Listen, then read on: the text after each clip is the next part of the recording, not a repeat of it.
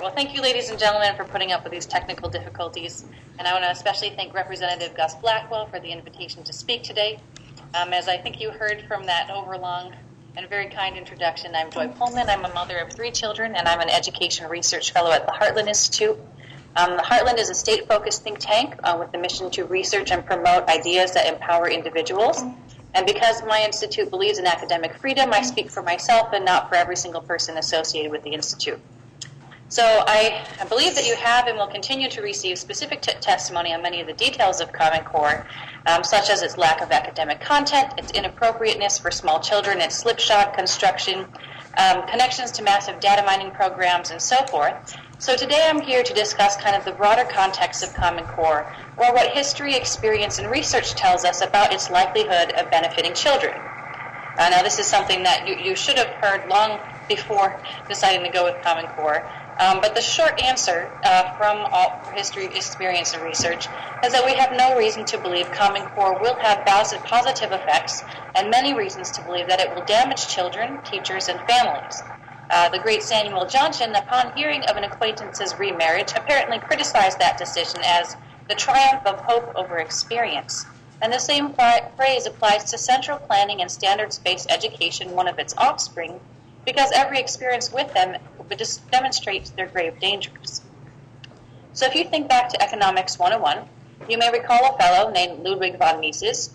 He's a great economist who emphasized that government intervention begets troublesome and unintended consequences, which increases the demand for more government intervention, which creates worse unintended consequences, and so on, until in whatever sector the government began to intervene, you essentially have socialism or communism with its high economic costs, low quality results, and grave restrictions on human freedom. So we see that, for example, with the United States' march towards socialist healthcare, which began in World War II with the World War II wage and price controls. And the same is true of U.S. education, which has slid steadily away from local control and individual responsibility to low-quality, frustration-filled nationalization. So Common Core is only the next step down that path, and its existence is the result of federal intrusion into education, which so far has gotten children and taxpayers literally nothing for all of its expense, micromanagement, and bluster. If you've seen any of the research, for example, done by Andrew Coulson of the Cato Institute, you basically can see, the drastic increase in national and particularly federal education spending for no corresponding increase in student outcomes. The 12th graders on National Assessment of Education Progress have essentially had absolutely no increase since 1970. So we all know that there are problems with American education. But the question is, why has this happened and what to do about it? So we're now all used to states creating standards or goals for what children should learn in certain subjects and corresponding tests to measure whether children have actually learned what the central planners wanted. But this way of managing education is actually relatively new. It began in the late 1980s and early 1990s with fervor created by President Reagan's 1983 report, A Nation at Risk. That transformed a few years thereafter into demands from politicians and special interest groups that the federal government start setting national goals for education. So that was the beginning of the standards movement, and from then, the federal government and special interest groups have been setting forth national standards and testing models for states to copy, gradually increasing the person involved. So, of course, the national standards were merely models that they graded states against to say how well they fit the national models, which were themselves brought in. And then the federal government started staying with the reauthorization, the education, the Elementary and Secondary Education Act. Can you hold on a second? You only get federal funds if you have standards and tests and so forth. So ever since then, standards-based education, although we're used to it nowadays, has yielded essentially no positive results for children. And battles over state and national standards are essentially the same topics as they are today. Joy, can you hold on a second? Can you hold on a second? We're having trouble on our end. In favor of failed education theories and political activism, a lack of content experts involved in developing standards and curriculum, monkey business with state tests, and broad social strife. I'm hearing some feedback from you. Are you doing okay? Can I continue? Can you hold on for just a second? We're having a little bit of trouble. Yeah, it was buffering.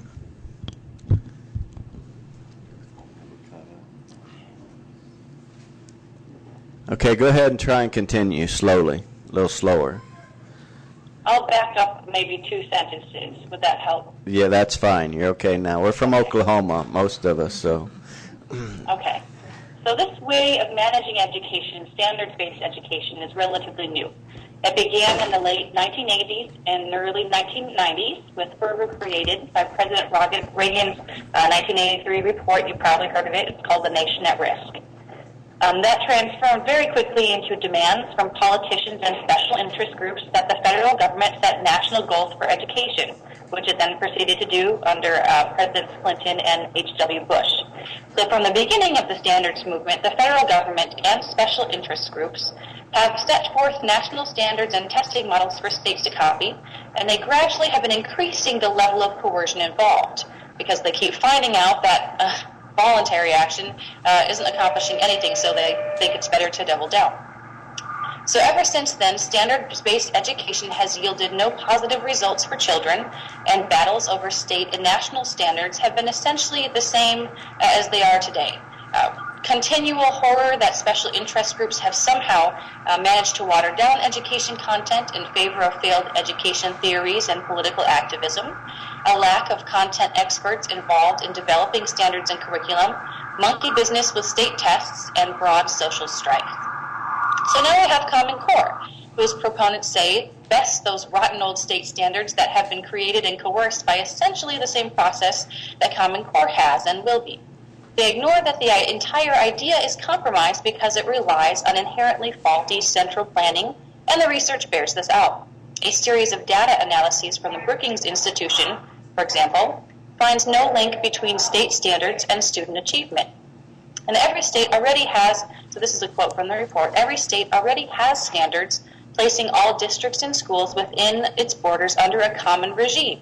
And besides that, and despite that, every state has tremendous within-state variation in achievement, says the latest such report. And the same is true of our international competitors. Many high performers have national standards and tests, but so do many low performers.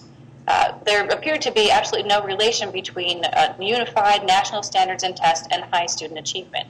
Research from Stanford University economist Eric Hanushek shows that states with higher standards actually tend to have lower student performance, and that's when you're comparing across state lines on the same test, not apples and oranges.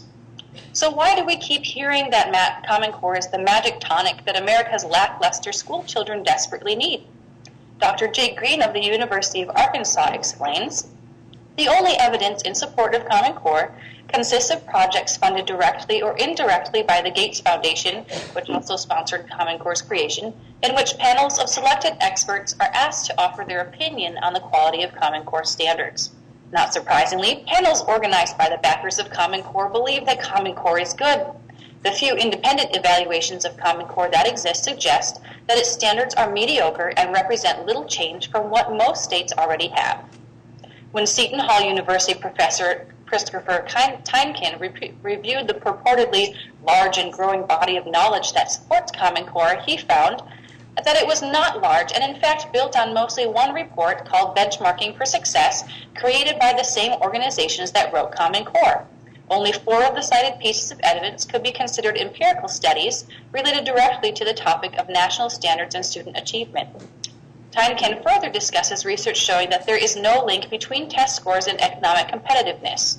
There is simply no robust evidence that Common Core or any Rube Goldberg-esque system of central planning will improve student achievement. Reform proponents are once again preferring hope to experience. For this foolishness, not they, but the nation's children will pay. Now here's another outrageous absurdity. No one anywhere has ever tried Common Core before. We have no track record of its effectiveness, yet we are supposed to believe that it will work magic. People turn to superstition when they have no evidence to back what they want to believe. The same is true of the experimental Common Core test. No one has ever conducted computer adaptive testing with many open questions on children at such a large scale before, but apparently the whole nation is to jump into such activities, whether you get your tests from the federally funded National Common Core Consortia or off the shelf from a vendor like ACT. Oklahoma, among many states, experienced reams of trouble with their attempts at statewide online testing this spring. and these problems will only be compounded in myriad ways by attempts to micromanage instruction, testing, and curriculum through Common Core, just as similar attempts were disastrous during the era of No Child Left Behind. The question is not whether Common Core will fail, but what federal intervention status will demand when it does. It is not hard to guess. After the failure of Obamacare, we will see increased pressure for entirely socialized health care. After the failure of Common Core, we will see demands for even more nationalized education. Now is the time to stop ignoring history, research, and experience and turn away from several decades of education theories and machinations that have proven themselves a waste of energy, resources, and children's precious time. Our nation is still at risk, and in fact the risk has increased, yet our remedies so far are not working. The answer is not a double dose of what made our patient even sicker. It's to change the medicine. Central planning creates social tension by demanding that everyone follow not his or her own plans, but one plan decided through the political process. This is why you see such fury on Common Core. Those who like it can't do it if you make other standards mandatory, and those who don't like it have to live with it if you continue on your present path. Central planning also makes it more likely for special interests to control what happens because they have the money, time, and resources to constantly devote to their ends, while parents and ordinary citizens do not. America's economy and education system worked well when both largely allowed individuals and communities to follow their own plans. Before states made every child attend school and decided what children would learn and how, and created teacher training monopolies and became cartels that only sent public funds to schools that followed central mandates and set pay and pension systems from the state house and so forth, the peoples whose interests were only for their children ran education, and America had the highest literacy rate in the world besides the most dynamic economy. To reverse the government interventions that demand even more intrusive government interventions, lawmakers should focus not on centrally stipulated curriculum mandates and tests, but on recreating an education ecosystem built on choice, freedom of association, and innovation. What American ideas! Opposite Common Core, almost every single high-quality study available finds that school choice benefits children and society. A few find no effect. An excellent place to start would be with another noted economist, the Nobel Prize-winning Milton Friedman. He cites Walter Lippmann, who diagnosed problems with public education as the sickness of an over-governed society, a change from the older faith that the exercise of unlimited power by men with limited minds and self-regarding prejudices is soon oppressive, reactionary, and corrupt. That the very condition of progress was the limitation of power to the capacity and the virtue of rulers, to the newer faith that there are no limits to man's capacity to govern others, and that therefore no limitations ought to be imposed on government. Later, Friedman concludes, the growing role that government has played in financing and administering schooling has not only led to enormous waste of taxpayer money, but also to a far poorer education system that would have developed had voluntary cooperation continued to play a larger role.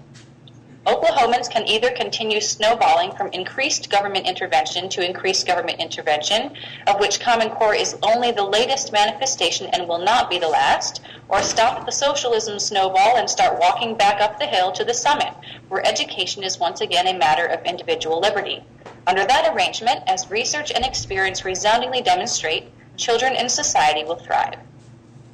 Thank you. That concludes my prepared remarks, and I'm happy to take any questions you have. Representative Curran, you're recognized for a question. Ms. Pullman, thank you for your presentation. How would you address, what I'm hearing all the time is that, and actually we've seen this morning already in one presentation that Common Core was created, I guess you would say, by state teachers. Yes. And so as I talk with some of my colleagues, and they continue to say this is a state-led effort, the National Governors Association, what is your best answer to that? Well, I actually think it is most accurate to describe Common Core not as a state-led effort, but as a special interest-led effort. The two organizations that created Common Core are private trade groups. They don't have, I mean, if you think about how do we accomplish public policy in this country? What is the legal way to pass laws and policies? It's through state legislatures, or if it's a national program, through Congress. There are no other avenues that are legal ways to create policy. And the reason for that is because as Americans, we're given the right to representative self-government, and the National Governors Association and Chief Council of State School Officers allows no representative self-government. They're private organizations. They can do what they want with their funds. They don't have to hold open meetings. They don't have to are not subject to open records laws and so forth. So again, private groups are welcome to do whatever they want, but not to pretend that there's some sort of legitimacy to their actions that would make it fair, to be enacting policy through basically backdoor, closed-door meetings. And so the second thing that I wanted to mention is that if you actually go to the National Governors Association and look at their list of the people who wrote Common Core, they have about 135 on their list of both the math and English language arts standards. I believe there were 5 or 6 teachers on that whole entire document. And then so some of the research that I have done, so I mean, clearly those are not obviously all teachers. Most of them were education and testing consultants, an assortment of retired professors and so forth, but most of them in the education field, not math and English content experts, or again, teachers. Very, very few teachers were involved, are named as people who, their names are on Common Core. And the thing that I also found out through my research, I talked to several people who sat on those committees, so just to kind of find out how things went. And they all told me that even though there are 135 people listed as co-authors or contributors to Common Core, really there were only 5 people who wrote it. So there were 2 in English language arts and 3 in math. And none of those people were teachers. None of them had ever actually taught in a K-12 classroom before. 2 of them had never written education standards before. Their backgrounds were largely in consulting and not in actual classroom experience. None of them, the consultant side, half of them didn't have any record of publishing anything related to education research or teaching strategies or curriculum or anything at all. So those are kind of the beginnings of a discussion of that. I mean, if you're going to do something that is state-led, it should be done in forums where citizens have the opportunity to have their voice heard. So Common Core folks will tell you, we took in public comment from states. Where is that public comment? Can you get a copy of it? Is it public record? No. And the right way that government agencies do handle public comments, if you've ever read the Federal Register, which I'm sorry if you have, but what they have to do is when they take in comments, they have to publicly publish them and respond to them, to show how they took into account public comments with their final drafts of the regulations or whatever they were doing. Anyway, so we could talk about that for a long time, but I think those are some of the highlights why I think it is more accurate to say that Common Core was created by private interests outside or within Washington, D.C. They're not representative. They have no legal authority over states, and therefore to call it state-led is either a willful or ignorant deception. Thank you. Very succinct. Other questions? Representative Kern, follow up. Okay, thank you. I have another question, Ms. Pullman. Would you talk about the involvement of the Race to the Top grants and the No Child Left Behind waivers upon Common Core? Sure. And this is a great way to illustrate what I said earlier, that there has just been increasing coercion of the federal government involved with national programs like this. And so this is basically what happened with the current administration with Common Core. So, it is true that, as far as we have any evidence of the, Education Secretary Arne Duncan didn't sit there writing Common Core secretly. There was someone from Jeb Bush's camp that said something, they had communist robots in the basement of the White House. And, none of that is even merits discussion. But the evidence that we do have indicates this is how the federal government was involved with Common Core. So predominantly through carrots and sticks to the states, as it basically has done all of its education policy, because the Constitution gives the federal government no power over education. So in the first place, it's important that you know that the National Governors Association, Chief Council of State School Officers, get about, 80% and 50%, respectively, of their regular funding from federal grants. So they are heavily federally funded, which typically, that has an influence on the way that you conduct your policy. But even though, but despite their high amounts of taxpayer funding, they are not required to be publicly transparent about their activities. But let's go back to your original question. So the real federal involvement, the main federal involvement with Common Core, was requiring states to adopt it in exchange for federal grants. And the manner that this happened was very suspect. I'll just give you a quick timeline. So as you all know, 2008, Congress passes the stimulus bill. President Obama is elected in very quick succession. So basically when the president comes into office, he immediately has stimulus money to do what he wants with. So part of that was $4.35 billion as what I call an education slush fund to the U.S. Department of Education that new Education Secretary Arne Duncan turned into what he called Race to the Top. So that was during a recession where states were for the first time cutting education budgets for the first time in 2-3 decades. And they wanted as much money as they could possibly get, of course. And so basically what Secretary Duncan said to states is you have a chance at a share of this federal money if you, and here are our criteria for getting that money. There are 4 main ones, and 2 of them are related specifically to Common Core. One of them was adopting education standards and tests that are common to a majority of states. That definition then and now only fits Common Core. The alternative was, there was an alternative that only Virginia chose to go through, which was the state could go around to all their higher education institutions and have them approve and certify their state standards. But the first deadline for getting that money under Race to the Top was, I believe, let's see here, states had to commit to it by January 19th, 2010. And at that point, there was not even a draft available of Common Core publicly. There was no anything publicly. So states, I have read several of their applications where they tell the federal government, yes, we will adopt Common Core, and they have absolutely no idea what Common Core is. There's no chance for anyone to read this thing that they're promising the federal government they'll do. The first draft of Common Core came out in March 2010. And then there was a second round of Race to the Top. The deadline was June 1st, 2010. Again, there was, and that was in fact, the deadline, that deadline was the day before the second, before Common Core itself came out. So you have deadline 1 for Race to the Top, January 19th. First draft comes out March 2010. Then you have the second deadline for the Race to the Top, June 1st, 2010. And then the actual product Common Core was published on June 2nd, 2010. So through those 2 instances, the Obama administration basically got all these states to sign into something they had never read, that their citizens could never read, that could, never be publicly discussed or commented on. And states, when their state boards of education typically went through and adopted Common Core, afterward it was a rubber stamp because I've read many of their minutes again. They just say, we have to do this. We promised the federal government we would do it in return for Race to the Top grant money. Let's see here. And so the same thing basically happened with No Child Left Behind waivers, the same stipulations that the federal government put out in order to get, again, the thing that states wanted desperately. And that was another avenue by which the Obama administration encouraged, coerced states to do something and to inflict it upon their citizens that neither the citizens had had a chance to even read or participate in.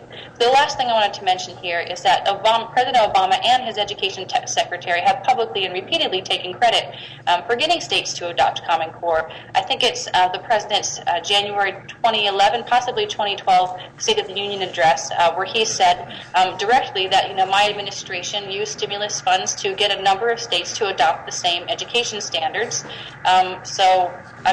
At least the administration believes that the federal government had a role in that. And in fact, it's important, this is of course popping into my head again, that this wasn't just the Obama administration jumping in and being activists, because I know that's something they like to do, but actually the folks who wrote Common Core, the Benchmarking for Success report that I mentioned, put out in 2008 by the National Governors Association, Chief Council of State School Officers, kind of foreseeing the Common Core project, as well as the Memorandum of Understanding that states signed to kind of jumpstart the project. Both of those anticipate what they say is a federal role with Common Core. They ask the federal government to fund Common Core and to push states into it, to basically use the carrot and stick approach that the Obama administration went on to follow in the months ahead.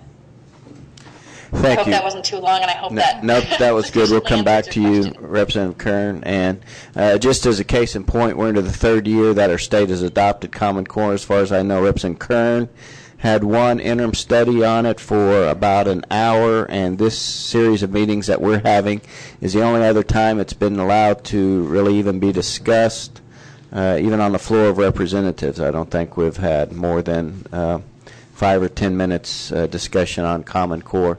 At this time, we're going to go Representative Mulready. You have a question? Go ahead. We're going to allow about 2 more questions. Because of time, we're going to probably need to go. But Representative Mulready, you're recognized.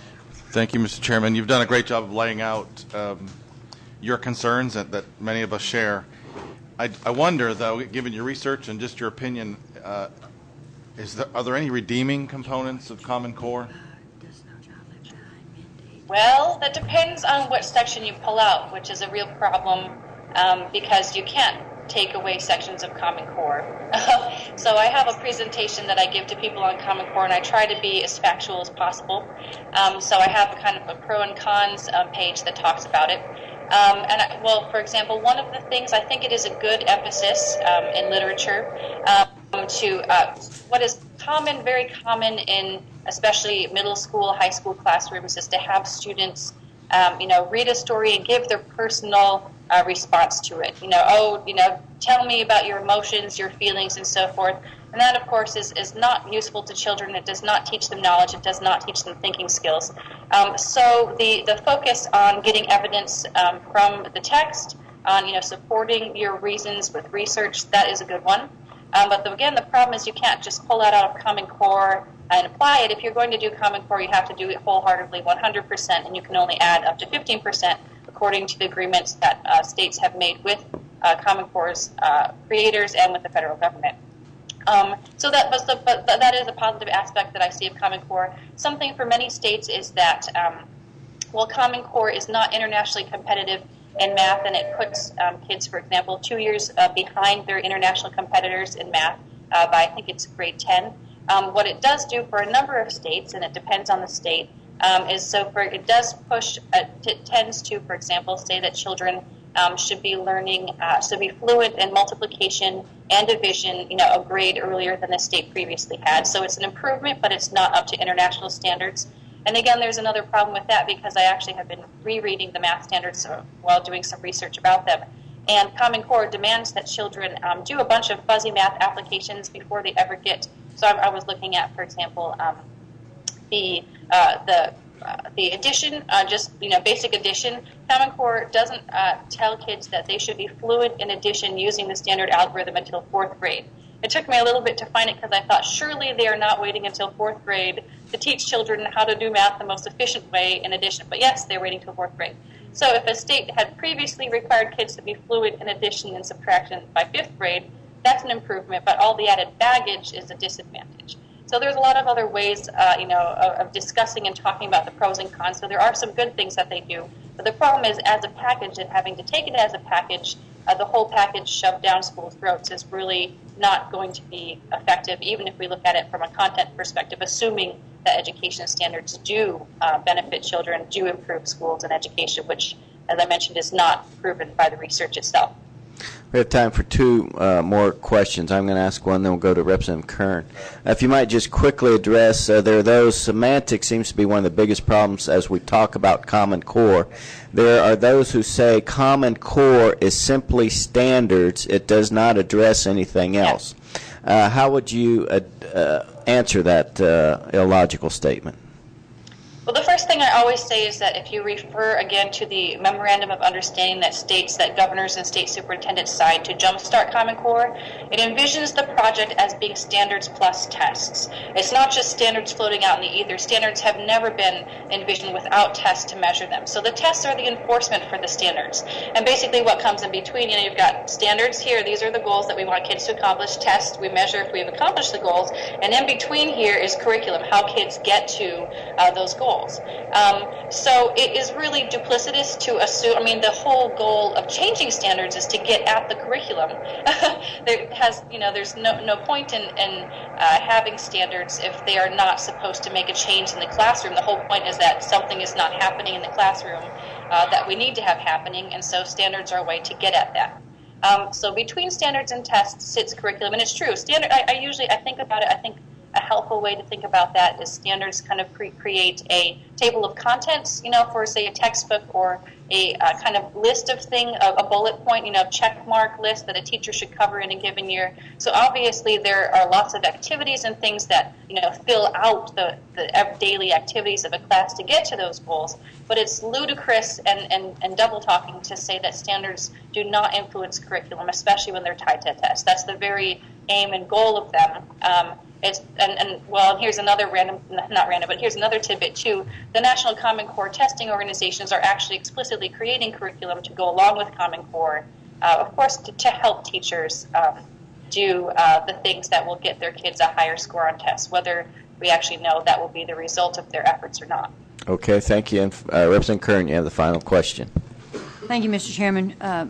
Ms. Pullman, my question has to do again with the No Child Left Behind waivers. Is it true that in order to get a No Child Left Behind waiver, you had to agree? I cannot hear you. I'm not hearing any question.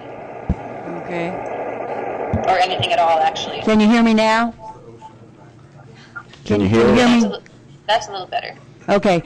Is it true that in order for a state to get a No Child Left Behind waiver, they are required to adopt Common Core? There is one other avenue open to them, as I mentioned earlier. They can either adopt Common Core, or they can go around to all their higher education entities, your state universities, colleges, and have those entities certify your standards as being college and career ready. So that's what Virginia has done, and I think that is what Texas has done in order to get their waivers. Okay. Thank you very much for your time. Thank you for your presentation. We appreciate it very much. Thank you for having me. I think we reached the limits of our technological capability at this point. So with that, we'll go back to a live presentation. We do have Andrew, and I'm not. Okay, thank you very much. From the Institute for Excellence in Writing. Because of time, I'm not going to go over your extensive resume either, but if you would go ahead and take the microphone, you are recognized. Thank you for allowing me to speak today. I come as an Oklahoma resident, a homeschooling parent, an educational curriculum publisher and trainer, and somewhat of a leader in the home education community in this country. I would like to express my concerns about the Common Core State Standards and Initiatives. My concerns are threefold. One, the historical failure of centralized education. Two, the origins of CCSSI, motives of its creators, and potential for ideological abuse. And three, the problematic concept upon which the idea of standards currently exists in modern education. As a longtime homeschooling parent, someone who speaks with hundreds of home educating families across the country every year, I am intimately aware of the potential of entirely decentralized education. Each family serves as its own school district, often with the father as superintendent or principal, the mother as homeroom teacher. Although registration and reporting requirements for homeschoolers vary by state, with Oklahoma being one of the least restrictive, even in states that require district supervision by a government-run school district and mandatory standardized testing requirements, homeschooling families exercise a great deal of freedom as to their curriculum choices and teaching methods. Therefore, it is somewhat of an experiment in ultimate decentralization and complete local control. So how do homeschool children do? In any demographic category, from family income to parental education to geography, homeschoolers meet or exceed their peers in tests of basic skills, ACT, SAT scores, and college acceptance. Now, while we must admit that public school children who live in two-parent homes with above poverty level incomes are also likely to score in the upper half of the percentile ranges, thereby indicating the critical importance of parental involvement in education, we cannot find any statistical advantages of centralized curriculum control.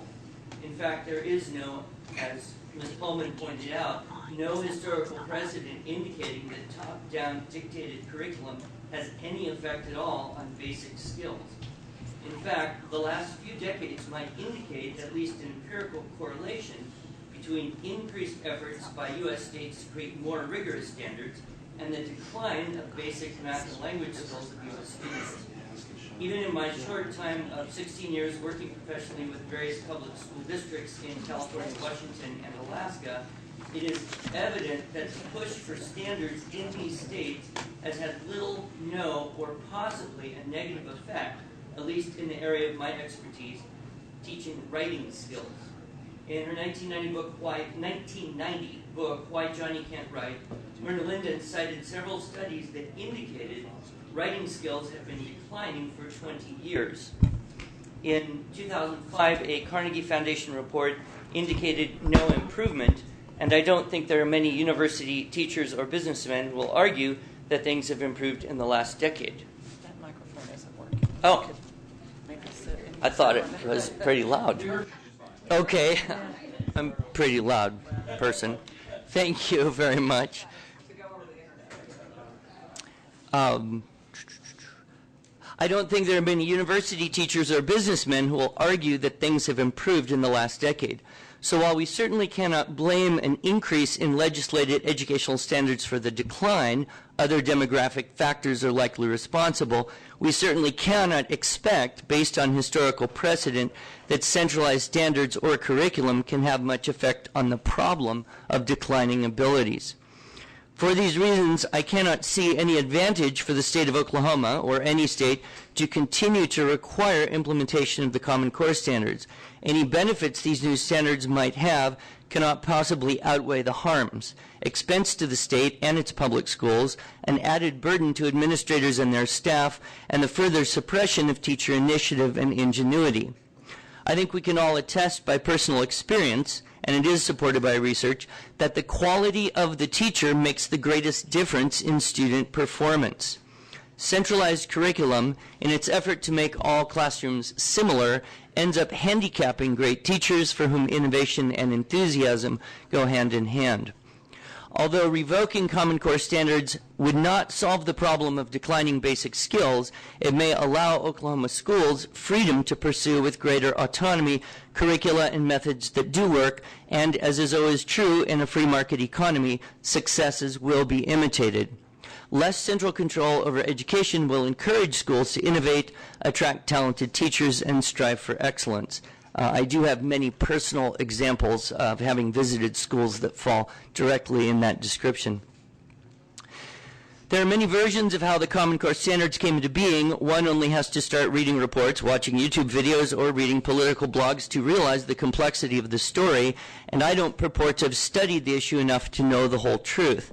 But certain things do appear to be the case. Funding for the Hunt Institute came from several sources, chief among them the Gates Foundation. Various educational publishers supported the efforts indirectly, and the Department of Education created financial incentives, as we have just heard from Ms. Pullman.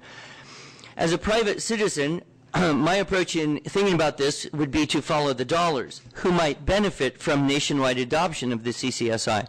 Since the standards are technology heavy, perhaps the tech industries. Because of a need for completely revamped curricula, from textbooks to consumables to multimedia supplements, publishers would definitely benefit, and I think we all see how the federal government tends to grow anywhere and everywhere it can, even in areas of questionable jurisdiction.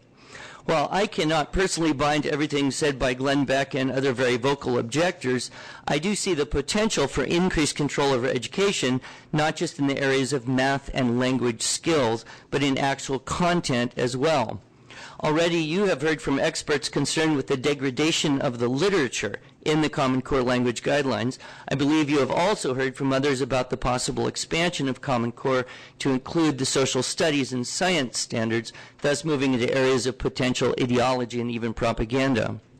I formerly resided in California, and excuse me for that, have been both amused and saddened by how the state educational standards there have resulted in publishers providing textbooks that distort history by redefining, quote, a missionary as, quote, someone who comes from a faraway place and tries to change the lifestyle of a group of people, and disrupt traditional values by removing all references to mother, father, mom, or dad from all approved textbooks. Yes, these are things which the state of California has done. Of course, the California legislature has passed other almost unbelievable anti-common sense laws, but I won't go into that. Additionally, because of the virtual monopoly of textbook publishers, Pearson, McGraw-Hill, Houghton Mifflin, schools required to conform to the Common Core standards will have little choice when it comes to curricula, and the publishers' largest customers, California, New York, Florida, and Texas, have a great input on textbook content. In fact, CCSSI is a huge windfall for education publishers, since most districts in most states are being forced to replace their existing text with CCSI conforming text, and any differentiations by state standards have been superseded by the Common Core. Consequently, the big publishers can now sell the same or very similar books to all the states, further increasing profitability. This, of course, makes it even harder for small publishers such as myself to keep a toehold in the public education market. Again, centralized and standardized education eclipses initiative and creativity. We're not only up against the marketing PR juggernaut of the big players, we now have to jump through ridiculous hoops to show that what we do, and have always done, not only builds basic writing skills better than most anything out there, but somehow meets or exceeds the Common Core standards. Oddly, there are some people in the homeschool world who are so politically opposed to the Common Core that they will boycott any homeschool publisher who claims to be Common Core aligned. This puts me in an odd double-bind position. But I don't mean to complain to you about my publishing and marketing challenge. That's the vicissitudes of business. I mention it only so you can see how the CCSI adoption limits curriculum options for teachers and schools and erodes the benefits of a free market in educational materials. Lastly, I would like to make an appeal to common sense as opposed to Common Core and point out a fundamental problem with all standards, and that is the meaning of the word itself. The Common Core, along with all state standards, dictates what should or must be taught at every grade level in math and language. Although some people are very good at dissecting and analyzing the language of the standards, I ask just one simple question. How can standards be standards if there are no consequences for failing to meet those standards? A teacher can teach, but she can't force a student to learn. What happens if a 5th grade student does not acquire the skills taught? For example, in Oklahoma grade 5 L1A, I think that's language standard 1A, quote, explain the function of conjunctions, prepositions, and interjections in general and their function in particular sentences. As we all know, nothing will happen. There are no consequences. That student will go on to the 6th grade, 7th grade, and into high school whether he or she has any idea what a conjunction or preposition is or what it does. Therefore, this is not a standard that means anything. It's a suggestion as to what would be nice to know. And if students move up in grade level without mastering the so-called standards of the previous grade, then teaching to the standards becomes increasingly difficult, if not impossible, for the teachers. Therefore, we have a whole system based on an oxymoron, standards that are not standards, standards that do not have to be met, standards that will not change anything. If any other industry in this country held the illusion that not meeting standards had no consequences, it would lose credibility. If quality standards for cars were not enforced, the cars failed to meet those standards were graduated into the marketplace anyway, consumers would be outraged and car manufacturers would either have to change or they would cease to exist. If soldiers were sent into battle, whether or not they passed boot camp and could handle a weapon, the citizenry would scream objection. Yet somehow, in education, everywhere in this country, we pass many students to the next grade level, the next school, even to college, even though they lack basic skills and general knowledge. Standards initiatives have done nothing to change this. The past 3 decades have proven it. Perhaps real education reform is possible. I truly believe so. However, we cannot expect more government-approved verbiage about what students should learn to reverse this trend. Much more fundamental changes are needed. While I personally have some probably radical ideas as to what could be done to challenge the status quo of decreasing basic skills of American students, such is not our purpose today. I welcome you to refer me to the Superintendent of State Education or any other committee that would like to hear those ideas. For the moment, I very much appreciate your time spent listening to my concerns about the Common Core. I hope my perspective as an Oklahoma resident, curriculum publisher, and homeschool parent has been at least a little bit helpful. Even more, I thank you for your daily service to our state and its people. I cannot imagine that enduring meeting after meeting such as this is at all easy. God bless you.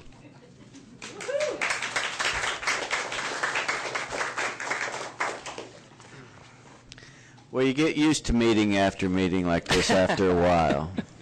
We try and keep it a little bit entertaining. Questions? Are there questions for Andrew? Excuse my familiarity, but your last name pronunciation still escapes me. It's an unusual name. Yes, okay. Any questions? Oh, Representative Kern, you're recognized. Is this on? It's my understanding that in the Common Core, there is going to be a much greater emphasis upon writing at all levels. Are you aware of this, and do you have any thoughts on that? We are acutely aware of it, and in a kind of mixed way, it's opened up some doors for us with schools that have not been attending to that problem of decreasing writing ability. So we are working on aligning what we do without changing what we do to help meet those standards, although I will confess to you I find them pretty fuzzy. Our goal is to help actually schools clarify that. So yes, I would agree that it has created a need or an awareness of need in some places. Follow up, please. Okay, it's my understanding that students are going to be asked to do much more writing and to offer an opinion upon things about which they know nothing about, because they have not been adequately given the proper background on certain subjects. Have you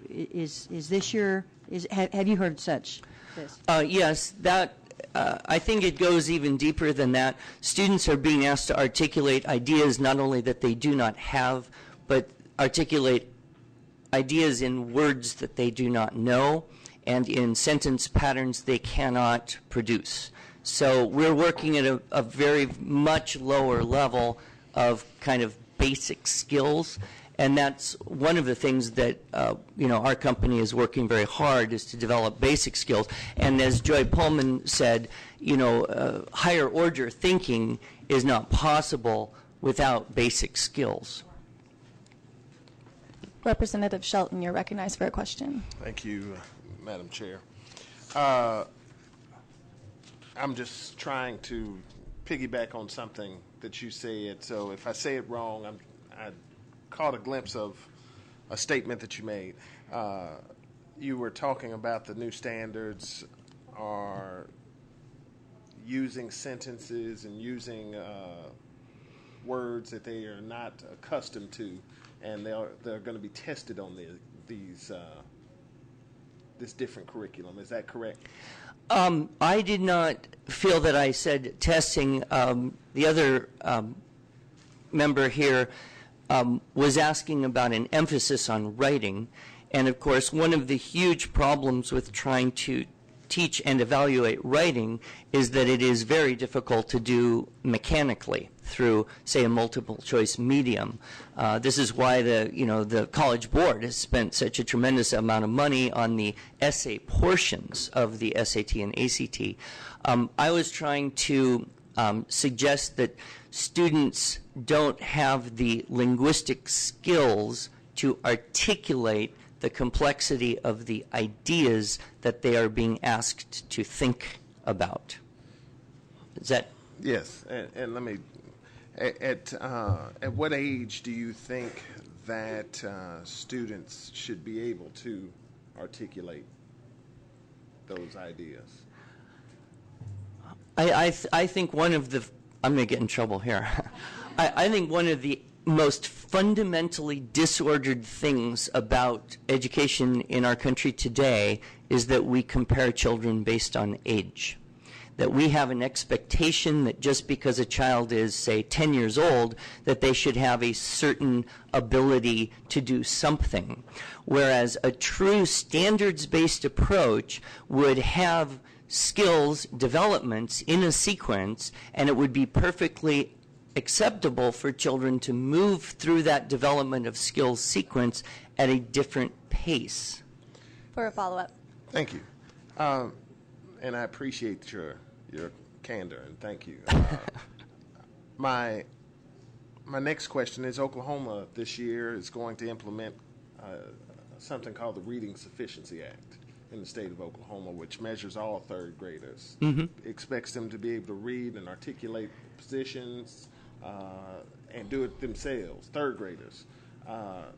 Would you say is that in line with what you were saying today, that one is okay and one is not? I see what we're doing here in the state of Oklahoma with the Reading Sufficiency Act very much the same as what you're saying. Yes, I think that idea of testing third graders would only work if all third graders had actually succeeded learning what was taught in second grade. But you and I both know that third grade doesn't mean anything except you're approximately 8 years old. So children will go into the next grade regardless of their experience the previous year, because we don't hold children back. It is deemed that, the psychological damage that would do would be greater than them moving forward without having the skills taught at that level. Now, let me just add, I have a son. I have 7 children. My son is my 6th child. He did not, thank you, he did not read anything until he was 11 years old. He did not read a book until he was 12 years old. He is one of the most profoundly dyslexic humans I have ever met, and it isn't like I don't know how to teach someone to read. The fact was, reading for him was a brain function, not a teachable, learnable skill.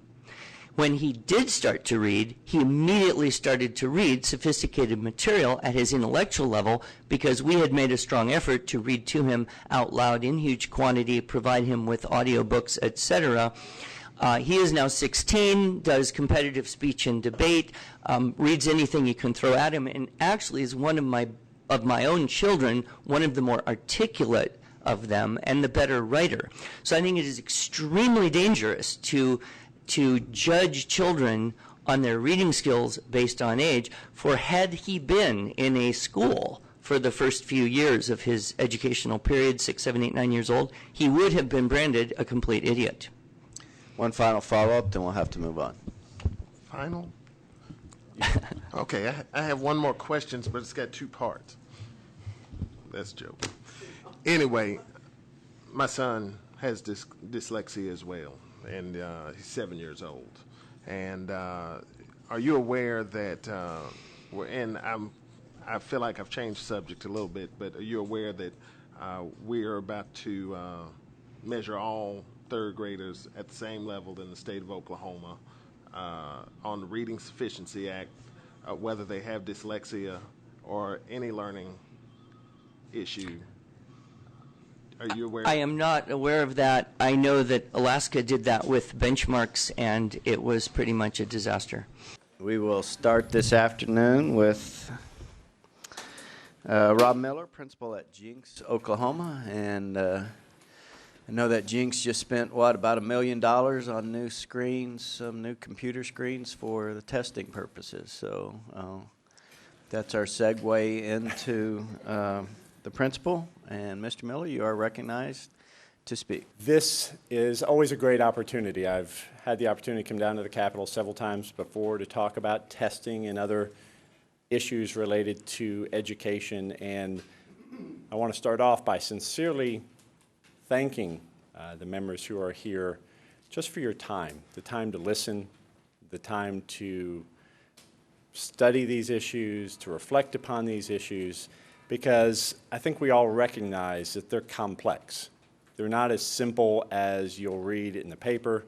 There are layers to all of these issues that are talked about here at the legislature, and I know I appreciate just the time to process through that. My remarks today are related to the Common Core state standards from a principal's point of view, from a practitioner, somebody who has worked with middle school students for the last 20 years, and someone who interacts with these students on a daily basis. Someone who is also my building test coordinator. So I'm very familiar with the logistics, the impact of state testing, and all of those areas as well. And I know that we had some questions about those this morning, and I'm going to address some of those issues as they relate to the Common Core state standards this morning. If you look at the slide, and I assume you can see on here, the Common Core state standards on the surface seem like a reasonable thing. A set of common standards that will allow students in different parts of the state, different parts of the country, to have a general framework of what they should know and be able to do at different levels throughout their education. My problem with the Common Core state standard is it's been hijacked. And I use the analogy of the tree because the seeds for this tree were not planted by Oklahomans. They were planted by people at the federal level, whether it's within the federal government or national entities who seek to change the face of public education. And they're using the Common Core state standards as a tool to help promote the reforms that they're interested in. Because you can take a tree like this, and if you start hanging things to it, excessive testing, A to F report cards, third grade retention, TLE, in particular the quantitative measures that are related to state testing.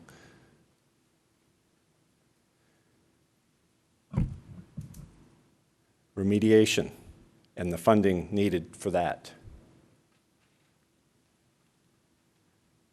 I'm going to have to look at my notes because my glasses can't see that far. Narrowed curriculum. The rest of the slides are bigger. Loss of engagement among our students. And then finally, the loss of teacher autonomy, which I'm going to talk to today, and what the role of a teacher in a classroom is and how Common Core affects that role. Here's what happens when you put too many things on the tree. It falls over by its sheer weight.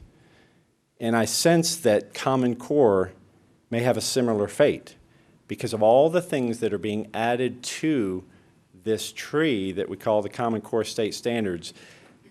The sheer weight of this will come falling back on the people. I want to say one thing just because I know that the climate right now, whether it's Oklahoma politics or federal politics, is far too acrimonious. And I come here today trying to be a voice, to share my perspective, and I understand that from the representatives' points of view, from the parents and students behind me, we all bring a perspective to this table. And we really have to get past these partisan issues and get past the arguments and really start to focus on what is in the best interest of the children of Oklahoma.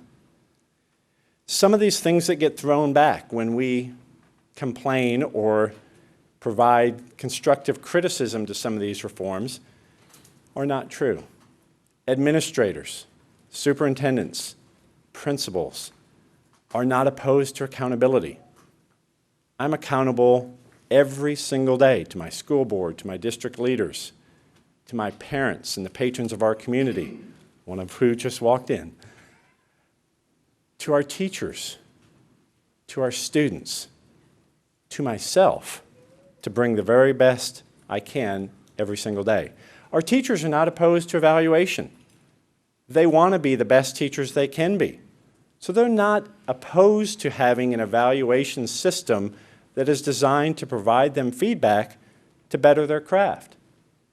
They are opposed when you start attaching quantitative measures that may or may not be reflective of their skill as an educator. Parents are not opposed to standards or assessments. I think the parents you talked to this morning or heard from this morning are not opposed to having high expectations for their child. What they're opposed to is a one-size-fits-all expectation for all the children. They know that assessments are an important tool for diagnosing where their child is. and where their strengths are and where their weaknesses are. And students enjoy learning. It's a human trait. It's innate in all of us, that desire to learn. But not all students like school. Why is that? Those are some of the questions we need to ask. But most of all, students want to be valued as individuals. And I'm going to touch on this theme throughout. Problems with Common Core state standards. I'm going to go through 8 of these fairly quickly. This cartoon shows a teacher. The Common Core state standard apple has been dropped on the desk. Do you know anything about teaching? And with his back turned, somebody called experts. You may have already heard this morning or read about this, but the Common Core state standards were not state-led. That's a myth. They were developed under the auspices of the National Governors Association, Achieve, which is a corporation, ACT, the College Board, and for the most part, university professors. Of the original committees for English, Language Arts, and Math, they had 15 primary authors, 35 members that were part of the feedback group. Each of these individuals had to sign a confidentiality agreement that nothing that was talked about in those meetings would travel outside of that meeting room. 5 people did most of the writing. David Coleman, who is now the head of College Board, writing the new SATs, and Susan Pimental. Those 2 people and the 3 for math did most of the drafting of the initial Common Core standards. Very few teachers have been involved up to this point. Only one math teacher was part of the original focus group. He dropped off after a short period of time. To be clear, with the adoption of Common Core state standards in the state of Oklahoma, we have seen more input on the part of teachers in drafting those Oklahoma academic standards, in basically unpackaging what the Common Core state standards are and adapting them for Oklahoma, but it's been minimal. The Common Core state standards are pretty well set. The issue with this is that we have about 50 people who are creating standards for 50 million students.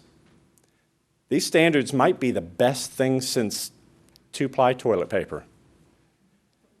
They might also be a disaster. They haven't been tested. They haven't been piloted in any state. We're doing an experiment, in essence, with 50 million children, an entire generation of students.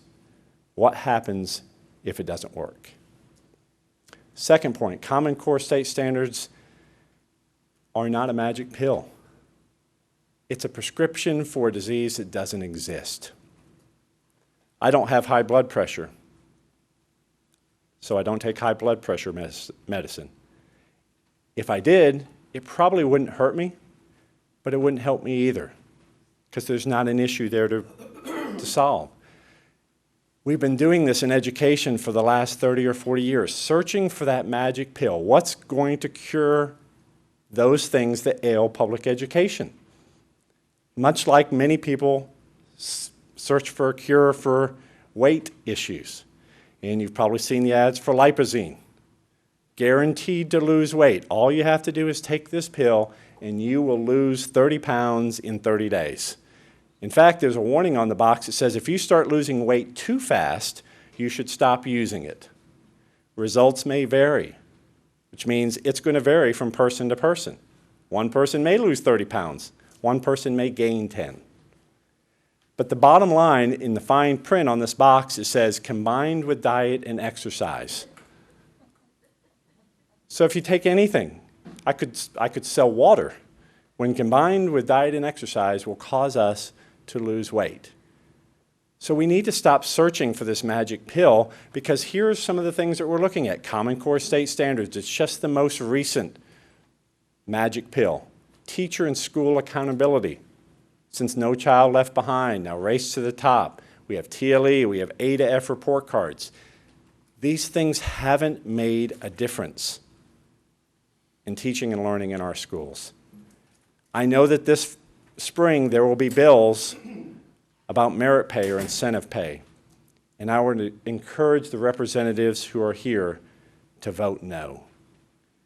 Merit pay has failed in every place it's been tried in schools. New York City just spent $78 million and dropped it. Tennessee spent over $120 million and it failed. Florida spent over $100 million and it failed. Chicago spent millions of dollars and it failed. It fails everywhere. And from someone who works with teachers every day, I can tell you that the biggest benefit we have in a school is the teamwork and collaboration of the professionals in that building. When you start introducing merit pay or incentive pay, you destroy that culture. It would be one of the most destructive things we could ever do for our schools in Oklahoma. School choice, charters and vouchers, that's a whole different issue. The bottom thing, is a pill necessary? Or do we feel like we just have to have a pill to make people feel better? A placebo. Because we've generated this narrative that schools are failing. Well, what's wrong with all these solutions? They're based on an exaggeration of the problem, a misdiagnosis of the causes, and a simplistic prescription. Common Core is a simplistic prescription that often does more harm than good. Institutions tend to preserve the problem for which they're the solution. That's why we have this strange dichotomy going on in our state and nation now, where you have people from across the aisle who are coming together for different issues, but they each have unique agendas. Education reform is one of those issues. Both sides want to preserve this narrative that public schools are failing because they believe they have the solution.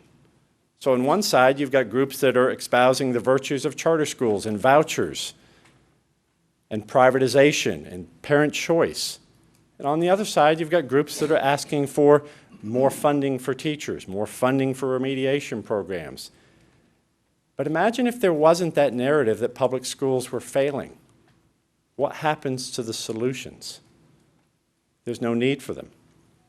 A couple years ago, President Obama came out with this statement: "Our generation's Sputnik moment is back. Our country is in serious danger of falling behind." Arnie Duncan followed that up with, for me, it's a massive wake-up call. What were they talking about? They were talking about this: the release of the 2009 PISA results, or the Program for International Student Assessment. And in the middle, I know the people behind me can't see that, you'll see the United States, almost smack dab in the middle, I think 15th, with a score of 500. The top schools, or the top nations, Shanghai, China, which last time I checked wasn't a country, but then Finland, you've heard all of those stories. Well, here's what you don't see. This data, which is included in the executive summary that President Obama may read, this is like a 30,000-foot snapshot from which people make generalizations about the value of this data, instead of actually going to the surface or actually drilling down into this data to see what it really means, to make valid comparisons from one country's data to another. Because if they did that, here's what they'd find out. If you compare, and this may not be politically correct to say, but if you compare ethnicities, so if we look at just Caucasian students in the United States of America and compared to Caucasian students everywhere else in the world, ours are number 2, behind only Finland. And Finland is 99% Caucasian and has a very restrictive immigration policy because they want to keep it that way. If you have an Asian student, the number 1 place in the world for you to get an education, for your child to get an education, is the United States of America. Asian American students outperform Asians in Asian countries like Japan, Singapore, Taiwan, China in general. The only country is Shanghai, China. And that's because they recruit students to those schools because of their test scores. Hispanic Latino students in our country are the highest ranked students in the world, outperforming Latin America, Central America, South America. And then African American students, for what comparisons there are, first in the world. That doesn't sound like a narrative that things are that bad. Well, let's look at it from another perspective. Let's look at it by poverty. If we simply look at schools in the United States who participated in the PISA result, and we look at schools that are less than 10% poverty, the average PISA score was 551. And then you can see down the chart, 10 to 24%, 527, 25 to 49.9, 502. And you see what happens when you get to schools above 50% poverty rates. The scores plummet. So now let's make a comparison of what those schools, the U.S. schools with less than 10% poverty, compared to those schools in other countries with less than 10% poverty, and the United States outperforms the world. That's data that you don't see. But again, it doesn't feed the narrative that public schools are failing. What's the reason for American students' relatively low performance? Poverty and lack of resources. Now, I know some will say, well, you're just using poverty as an excuse. I'm not. Poverty does not dictate the outcome of a child's life. It doesn't cause them to underachieve. But the research is inarguable that there is a correlation between high poverty and low achievement. So until we as a state and as a nation start to address the real issues associated with poverty in our homes, nothing else we're going to do is going to make a significant impact. School improvement is people. For those of you who are older in here, you might remember the movie Soylent Green. Anybody back there? Oh, a couple of you. Okay. That's where our focus needs to be.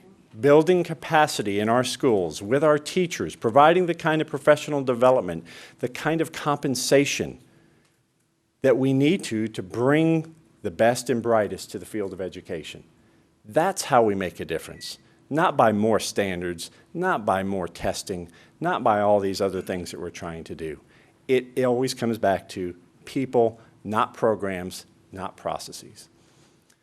Here's the third reason, and this is hard to see again behind me, but what's happening in this picture is the student on the left-hand side is a pole vaulter, and we're cutting his pole in half at the same time we're raising the bar that we expect him to jump over.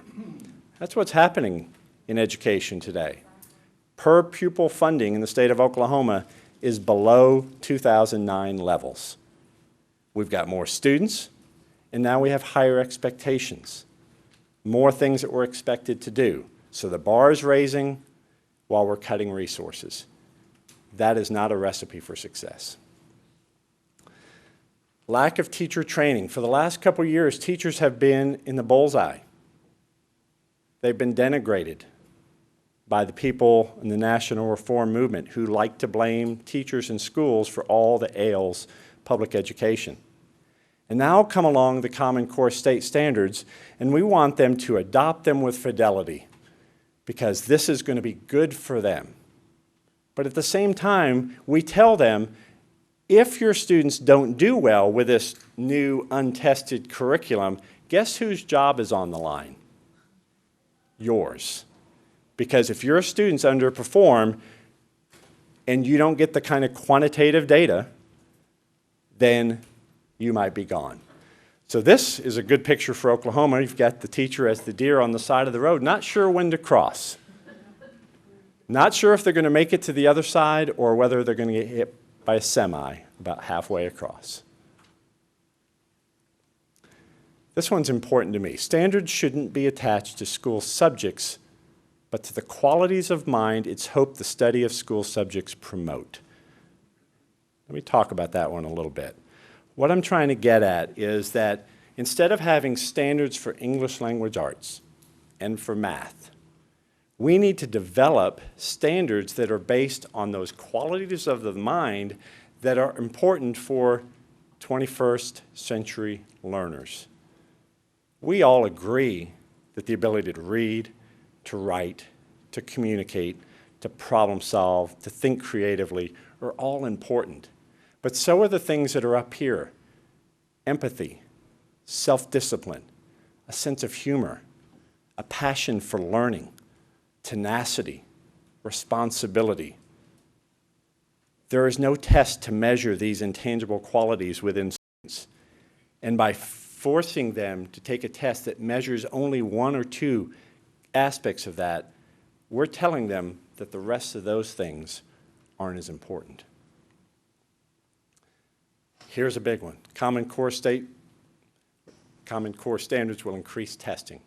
And the gentleman from Broken Arrow today did a very nice job of explaining the impact of testing. Last year at Jenks Middle School, we gave 7,624 individual tests. 820 counseling hours were used. I have 3 counselors who spend almost 6 weeks doing nothing else but facilitating testing. And I've got 7 other individuals who help with that process. It is an all-hands-on-deck process, and it disrupts our instruction for 5 weeks, plus a week before and a week after for the technology setup and tear down. So in essence, if you're a student and you've got some counseling issues in the month of April, just write them down and come back to us in May, because we don't have time to deal with those right now. An 8th grade student at Jenks Middle School this year will take district benchmark tests each quarter in social studies, math, language arts, and science, explore tests in 4 different subjects, the writing OCCT, paper OCCTs in science and U.S. history, the online OCCTs in math and reading, and EOI exams in algebra, geometry, algebra 2. 70% of our 8th graders are in one of those EOI courses, so they take that. On average, between 9 and 12 hours of testing. When we test university graduates for medical school, they take the MCAT in 4.5 hours.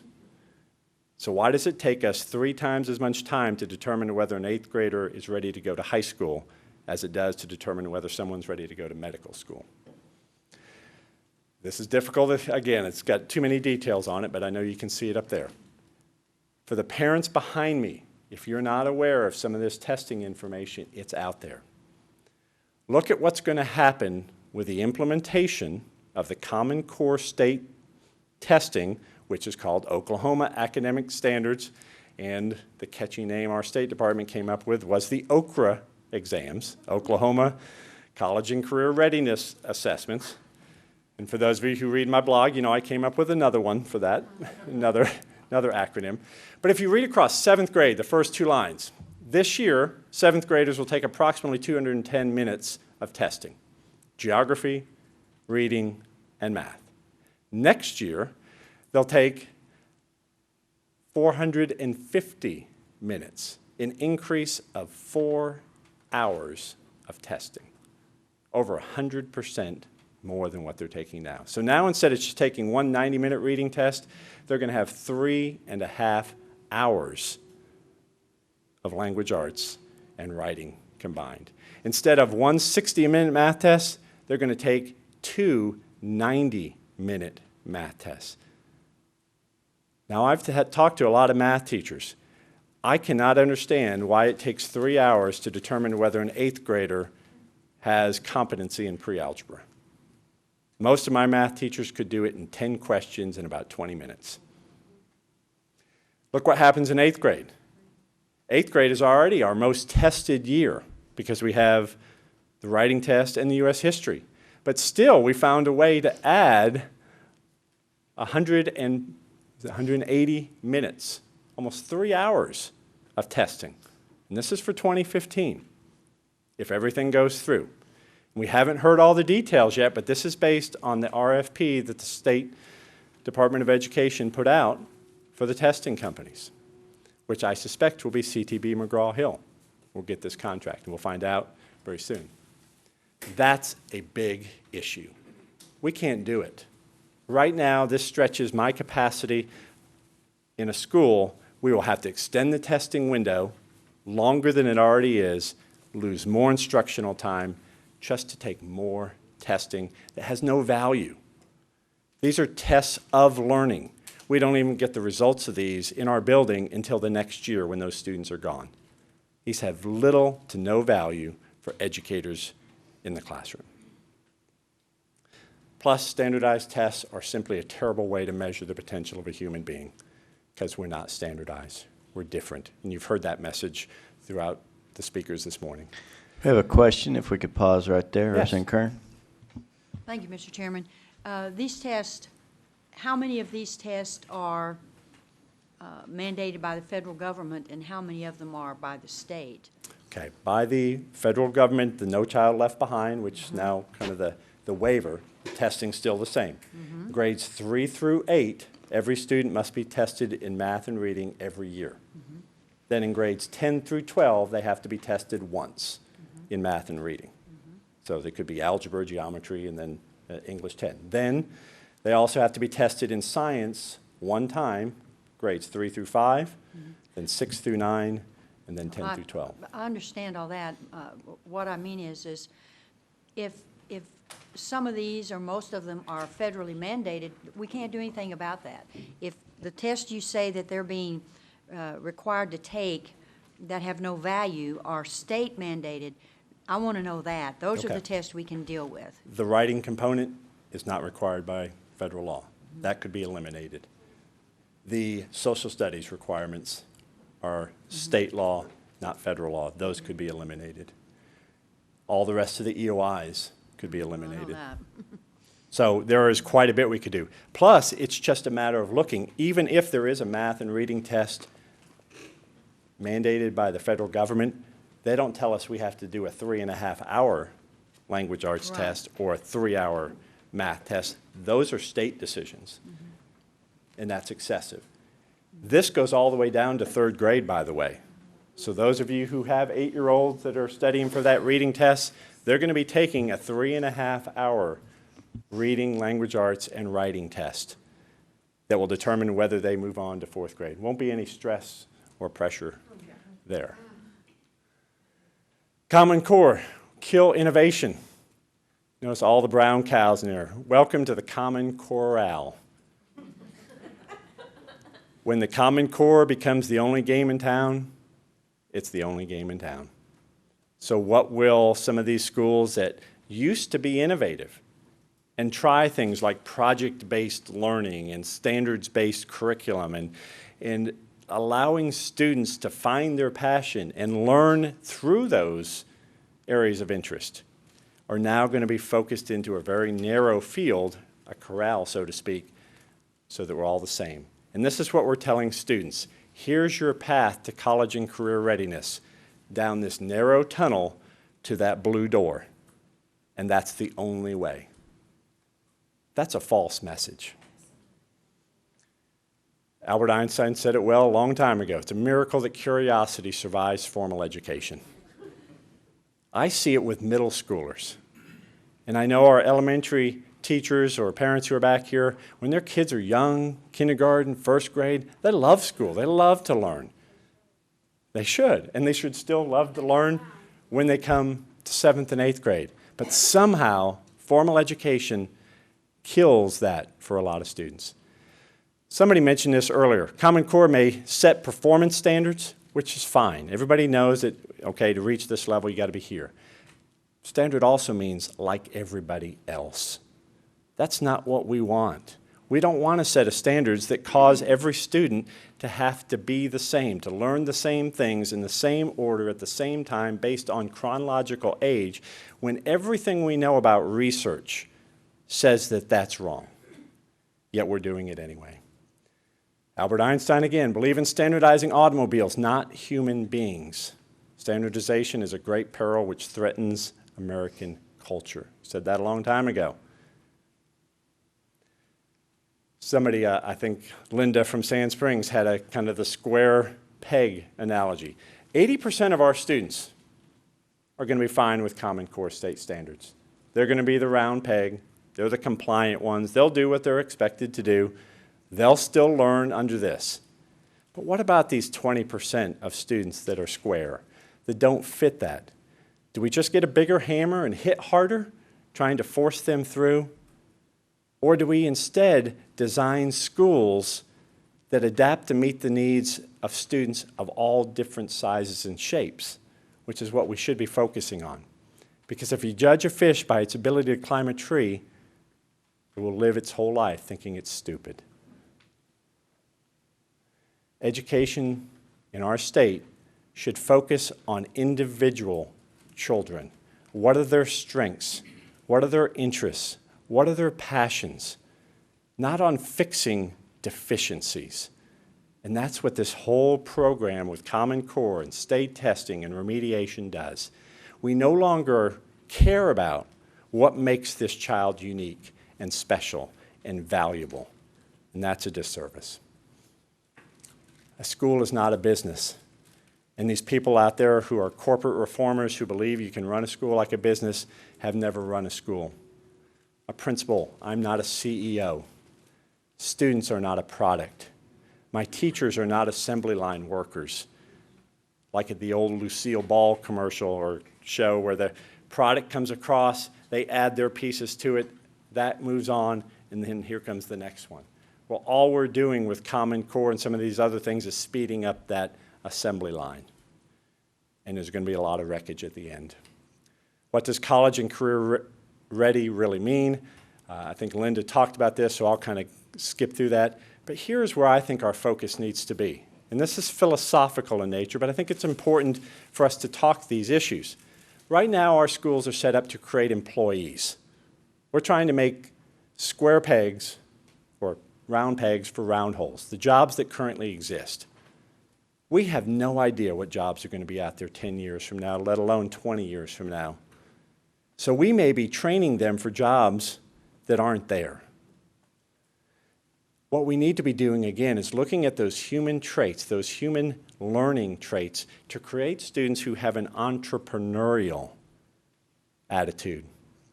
So instead of this narrow tunnel, this narrow pipeline, again, where we take all these individual differences and multiple intelligences and the diversity that makes our country great, the curiosity, the passion, and trying to funnel it into a very narrow tunnel like this to make everyone employable. Instead, we should be opening that up. And schooling should be about finding each child's unique talents and gifts and enhancing those talents so they can make as big a contribution as they can to our society. If we're not focused on developing each child and instead trying to standardize each child, we're doing the wrong thing. Yang Zhao is an author. Grew up in China, now speaks up a lot, wrote a book a few years ago called Catching Up or Leading the Way. It's funny if you read things about that are going on in China today. China is abandoning their test-centric education system. They just passed a whole set of reforms, one of which says no homework before grade 4. No after-school tutoring is allowed. Because what they understand is they may have high test scores, but they have students who lack creativity, who aren't innovative, who are so rote that they can't think outside that very narrow parameters. So they're looking to the United States and saying, how do we create innovators and entrepreneurs, the Bill Gates of the world? How do we do that in our education system? And they're going to the model we used to have and that made us great, and we're going to the model that failed them, that creates billions of people to fill a factory job. So we have a choice. We can destroy our strengths in order to catch others on test scores, or we can build on our strengths and remain a leader in innovation and creativity. The current push for more standardization, centralization, high-stakes testing, and test-based accountability is rushing us down the first path. What will truly keep America strong and prosperous is the other path, because it cherishes individual talents, cultivates creativity, celebrates diversity, and inspires curiosity. I want to end with one point. A lot of people have asked me why I do what I do, why I bother to drive down to the state capitol, as I have several times, why I write letters to the board or letters to the editor, why I blog. I write articles routinely on there, why I speak to all sorts of parent groups about these issues, why I have such passion for these reforms and the things that are happening in our country? And my short answer to that is I must. Because I see these students every day. These students don't have a voice. They need someone who's willing to stand up and talk on their behalf. And it's not just the kids that are in our schools today or the ones that are coming up.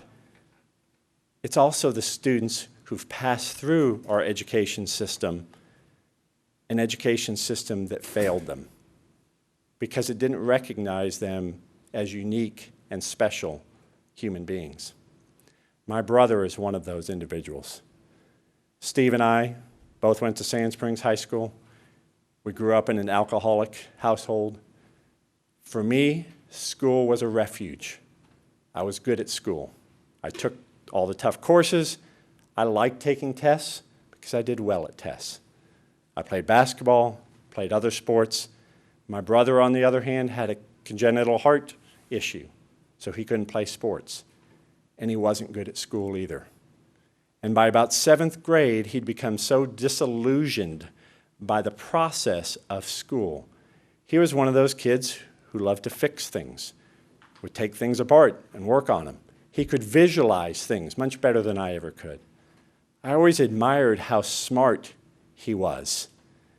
He barely graduated high school. And if he had to take EOI graduation tests and he failed one or two, he'd probably just quit, because that was his attitude about school. Now, whether his depression and anxiety caused his problems, so what I was saying is whether his depression and anxiety, the angst that followed him throughout most of his life, caused his problems in school or were a manifestation of his experiences with school, I'll never know. But I know that those experiences followed him throughout his life. And he turned to alcohol and he turned to drugs, like many people in our society do, because they can't cope with that constant sense that they're inferior and with the pain of being told over and over again that you're not as good as someone else. And when we do that as schools, it is heartbreaking. My brother passed away last summer, and it was really hard. And so when I think back to Jenks Middle School, I have 100 Steves in my building. I have 100 kids, if not more, who walk into that building every day carrying a tremendous burden that life has given them. They don't like school. They're looking for someone who's going to be their advocate, who's going to stand up for them and say, I'm here for you, and I'm going to make this place safe and meaningful, and you've got people who care. And that's what our teachers do every single day. And to try and evaluate the success of a school based purely on standardized test scores is diminishing the profession of education. So what I would ask the representatives in here today is, as you go into this next legislative session and the year is going on, and you have to make these tough decisions relative to students in public education, I want you to keep in mind and filter your decisions through this prism of kids like Steve. So if you have a question, do I support Common Core state standards? Do I support this or that initiative? I want you to ask yourself this simple question. Is this going to help kids like Steve, or is it going to hurt kids like Steve? And if it's not going to help them, please don't do it. Thank you for listening today. Thank you very much. We appreciate that. Appreciate your taking your time to stay. We now have Dr. Terrence Moore from Hillsdale College. I'm not going to go into your lengthy bio either, but Dr. Moore, you are on. You have the floor. Go ahead with your presentation. All right. Thank you. And I would ask a question. I know y'all are running a little bit behind on time. So is it the original amount of time that is going to get, or yes, things up a bit? You will have your, I believe it was 30 minutes you have. Okay, with some time for Q&A? Yes. Okay, great. Well, thank you, Representative Blackwell and Representative Fisher, members of the committee. My name is Dr. Terrence Moore. I'm at Hillsdale College. I'm a former school head of a classical charter school in Colorado, and I help through Hillsdale College set up classical charter schools around the country. And I'm happy to be able to speak to you today on the Common Core, and I hope my remarks will be helpful, and I'll leave some time for questions at the end. The first thing that I would say that struck me when I first looked at the Common Core is that it's not a Common Core. And in fact, there's been, I would say, an instance of brand theft committed here. Because what people in education reform have known for a long time is that a Common Core is a center, it's a canon of great books that everyone would recognize, Shakespeare, Melville, Hawthorne, and people like that have recognized quality and that everyone knows are important and that we should all read. We should read them in common and have discussions about them. And they're a core because they get to the heart of the matter, specifically the heart of the matter that deals with what human beings are and what they've always been. And that's what we're trying to do when we educate young people. We're trying to make them into good human beings, and we're trying to get them to a state where they understand humanity and also understand the natural world. But today I'll be talking mainly about the English standards. So the first thing I guess I would say is that the actual aims of education that have been laid out by the Common Core are limited aims because the document itself echoes with really one main theme, and that is college and career readiness. Now, I'm all for college and career readiness. I teach at a college, and I want prepared students, and I certainly want there to be a vibrant economy, and everybody needs to get a job. But when you start out by saying, as the Common Core does, as all the textbooks now say, that college and career readiness is your highest aim, as opposed to truth or virtue or knowledge or character or something like that, which is what we've always said that education is for the last 2,500 years, then you set your sights low. And that's damaging. And it also is a fundamental mistake about what the human mind is. Because the reality is that most people are not confronting these days is that jobs are not what makes the human mind. The human mind is what makes jobs. And so if we go into the education, if we go into the school building thinking, oh, I'm here just to get ready for college or just to get a career, then we shortchange ourselves, our students, and their own minds. And just as a practical matter, you can think about that. When would you ever give a book to a fourth grader and say, here, kid, read this. It'll make you ready for college. I have a 9-year-old, and that would not jazz him on reading any kind of book, although he loves to read. So that's the first thing that we should get a sense of. The second thing that's being done here in conjunction with this setting our aims low is this business about what's going on with the English curriculum itself. And there is actually a kind of revolution that is taking place in the Common Core. Because what they're insisting on, you can find this throughout the document, it's already there on page 3, is they're saying that we should study informational texts and give them every bit as much importance as we would classic literary texts. And they admit that this is a novelty. They don't really justify it, but somehow they think that the phrase 21st century global economy is going to make us bow down to these informational texts. And if you actually look on page 5 of the document, you'll see that by the time students are seniors in high school, they should be reading 70% of informational texts, according to the Common Core, and only 30% of literary texts. And they say that, of course, this is going to be done across the curriculum, but you can't actually believe that because whenever anybody tries to pin them down, then the advocates and the architects of the Common Core will not give you a true number. And it's probably around, in the English class itself, around 50-50. And we'll talk about the textbooks themselves in a moment. But what does that mean by saying the students are going to be reading a lot more informational text as opposed to literary text?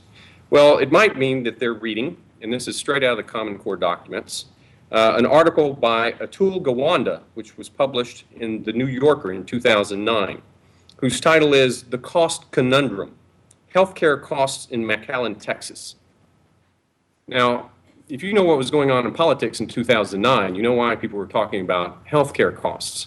And so this now all of a sudden is a document that has the same rank as a play of Shakespeare. how can they pull this off? How can they say that these informational texts, which no one really knows, these are not things that we have heard about that have been major shakers in terms of the world of even politics, how do they all of a sudden have the status of Shakespeare? Well, to pull this off, you have to have the rest of the document that is the Common Core, and what I hope to do is to read through this and try to help make sense of it, because it's a daunting document. In some ways, it's a poorly written document, but in other ways, it's a very cleverly written document, and we have to be able to read the tea leaves, so to speak. The first thing that you do is you start out with these standards, and the advocates of the Common Core claim that they're only a set of standards, that they're not going to dictate curriculum, that they're not going to dictate teaching, and we'll find out that that's not true. But even if we take them at their word and we look at the standards and try to understand what those standards are, we see that they're extremely weak, short-sighted, and in some cases, actually silly standards. Now, it's true that they've chosen their word wisely, because who is going to be against higher standards in education? Standards is one of these words that almost causes us to shake in our boots, because nobody's going to come out and say, oh, we don't need better standards. But when you look at the actual standards, what you find is they don't describe true standards of education. What they describe are low-level skills, and not even very impressive skills. A good standard in education would be something along the lines of students should be taught Greek and Latin roots in order to increase their vocabulary. That would be a standard. It would give teachers something to know that they should do in the classroom that would help them work with students. Students should be taught English grammar by diagramming sentences to include the use of the participle and the subjunctive by the age of the 5th grade. That would be a standard. Instead, what we're given in the standards is a list of things that sound impressive because they're written in educationese, but they're actually not impressive. So let me give you an example by reading one of these standards. This is in the 2nd grade, standard number 10. By the end of the year, read and comprehend literature, including stories and poetry. In the grades 2 through 3 text complexity band proficiently, with scaffolding as needed at the high end of the range. Now that's pretty high sounding, right? And in fact, these words, if you're not used to dealing with educationese, they may sound daunting, and you wouldn't dare want to challenge anybody on this being a good standard. But if you actually translate what these words mean, by the end of the year, that means at the end of the 3rd grade year, read and comprehend literature, that makes sense, including stories and poetry. Well, what kind of literature would they be reading other than stories and poetry in the 2nd and 3rd grade? In the grades 2 through 3 text complexity band, that's some jargon they throw in to try to rate text, which we'll talk about in a moment. Proficiently, with scaffolding as needed. Scaffolding is one of the buzzwords in education these days. All scaffolding means is teaching. It's what we used to call teaching. Scaffolding, if you follow the metaphor, is putting up scaffolding so that you can erect a building. Once the building is built, you take the scaffolding away. You could also translate scaffolding as simply help. And then finally, at the high end of the range. Now, I've translated this here, or rather, this is how I would translate that statement, and I think it would make the standard make a lot more sense. Students in 2nd grade should read and understand more difficult books at the end of the year than at the beginning. They may need help, though. Is this a standard that should be dictated by the Common Core or even put into a public document? Who with any common sense does not know this to be the truth? And so that's the kind of thing you run into with these standards. There's a whole big standard on discussion that they have that has 4 separate subpoints. And this is up in the high school level. The whole thing that has probably 800 words could be replaced by one word, Socratic. But that's not the way that people actually look at standards. So when you actually look, though, to see what in the 2nd to 3rd grade complexity band is the literature that the students are going to be reading, as advocated by the architects of the Common Core, you find out that it's really not that complex, and it may not even be considered literature. For example, among the list of books that you will find, there's one called Tops and Bottoms in the 2nd to 3rd grade level. Well, Tops and Bottoms on the Amazon page itself is advertised as a book to be read by 4 through 8-year-olds. It's a nice little book, but it's a sort of thing that you probably read to your toddler ever before going to school. Similarly, there's another book published in 2006 called Cowgirl Kate and Coco, And it's about this cowgirl, Kate, who says to her horse, "Hey, Coco, let's go out and herd some cows." And the horse says, "But I am thirsty." And so Coco takes a drink. And then cowgirl Kate says, "Let's go herd some cows." And Coco says, "But I am hungry." And so cowgirl Kate gives her horse an apple. And it goes on and on like that. It's nothing, it's cute, but it's not great literature, and it's not complex, and most of the words are in one mere syllable. Now you say, well, what's wrong with that? They're just kids, let them have a little fun. If you actually look at the sort of things that they should be reading at the second and third grade level, particularly in the third grade level, things like Alice in Wonderland, or Rikki Tikki Tavi, or Tales of the Arabian Nights, you will see that those are great stories with plots, with intrigue. The introduction to just the first paragraph of Aladdin and the Magic Lamp is an astonishing look into human nature, because this man shows up who claims to be Aladdin's long-lost uncle and wants to use him in order to try to take over the world. Aladdin doesn't know whether he's being lied to or not. His father has died, so there's no one to protect him. You can dive into a story like that in just seconds almost of the children start reading. That is great literature. And that's the sort of thing that's going to help students understand the world and the human condition. But those stories are not recommended in the Common Core documents. Tales of the Arabian Nights are not recommended. No tall tales, such as Pekka's Bill, are recommended. No Rikki Tikki Tavi. There is no Hans Christian Andersen at all recommended by the Common Core standards. So clearly we're forgetting some things that we would think would be a part of a great literature curriculum. So how do they justify this? How do they justify choosing this text as opposed to this other text? That's where you have to go to Appendix A, which I must tell you, if you've read Appendix A, my hat's off to you. It is a mind-numbing, jargon-ridden appendix whose purpose is, I think, to establish a pseudoscience of text complexity. And what they want to say is that what we need to do is find complex texts, and that as students progress in their education, they should read increasingly complex texts. Another instance of manna from heaven that we didn't know without the Common Core coming around. But what's interesting about this, the way that they want to measure the complexity of a text is by a computer model, almost a mathematical model. Now this in itself is strange. I, for example, don't look at an algebra problem and say, you know, there's no humor in that algebra problem. I wish it sounded a lot more like Mark Twain. So why in the world should we take great literature and reduce it to some sort of complexity rating in a computer model? To me, it doesn't make any sense. If there's ever a case of apples and oranges, this is it. But here's the dirty little secret. The complexity model that they've chosen is called the Lexile framework, which is put out by a group called Metametrics. And it doesn't work. So, for example, if you run through the Grapes of Wrath through their model, do you know what grade level the Grapes of Wrath comes out as? Second grade. Here's the Grapes of Wrath. Give that to a second grader.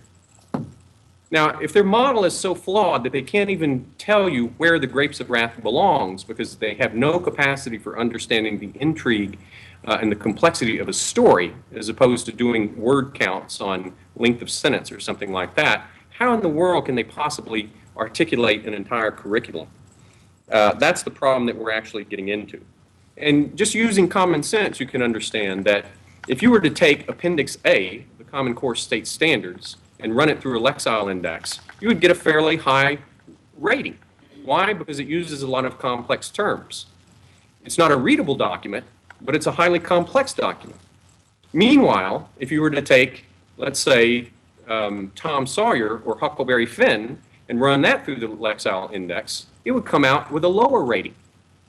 So through this computer model, what they're able to do is now claim that, see, all of these essentially newspaper articles on recent events, they rate just as high in complexity as does Shakespeare or as does Melville.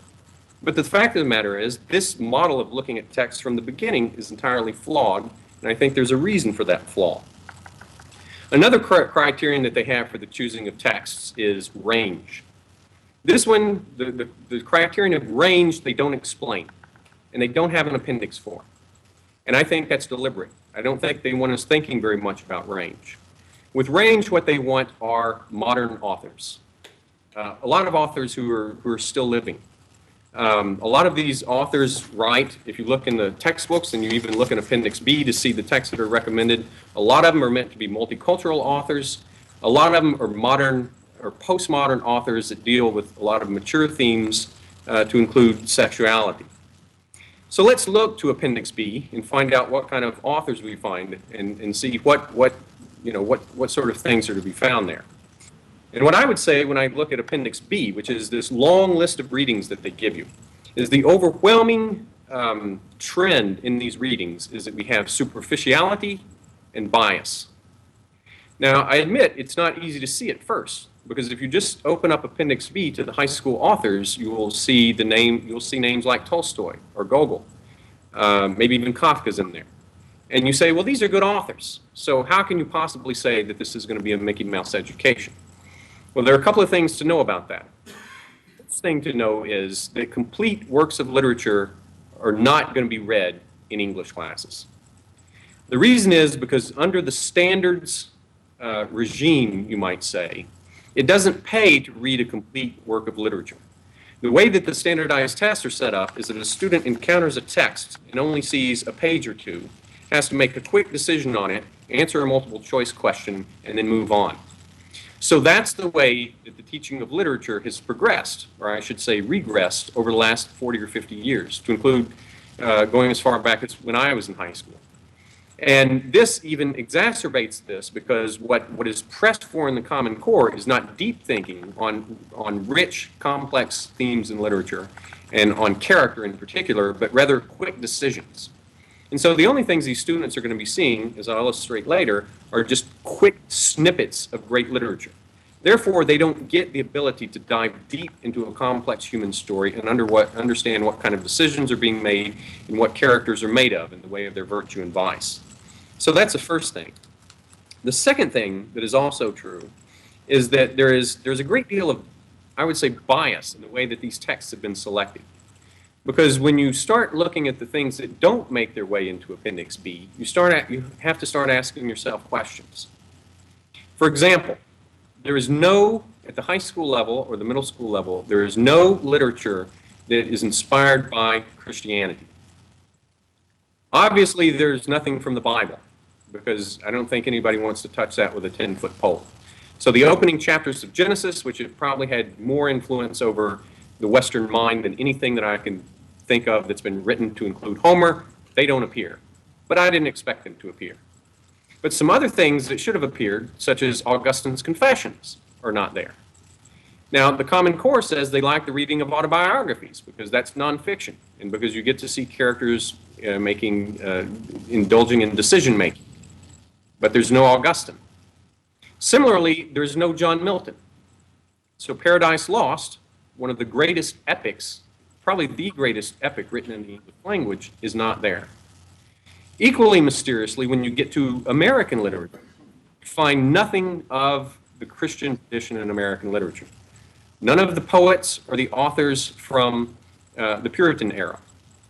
John Winthrop's model of Christian charity that has the line that everybody remembers, that we should be as a city set upon a hill, not there. Similarly, and even more surprising, Jonathan Edwards' famous sermon, Sinners in the Hands of an Angry God, not there. And in fact, if you start picking through and trying to find anything that relates to the Christian tradition in American literature or in world literature, it's disappeared.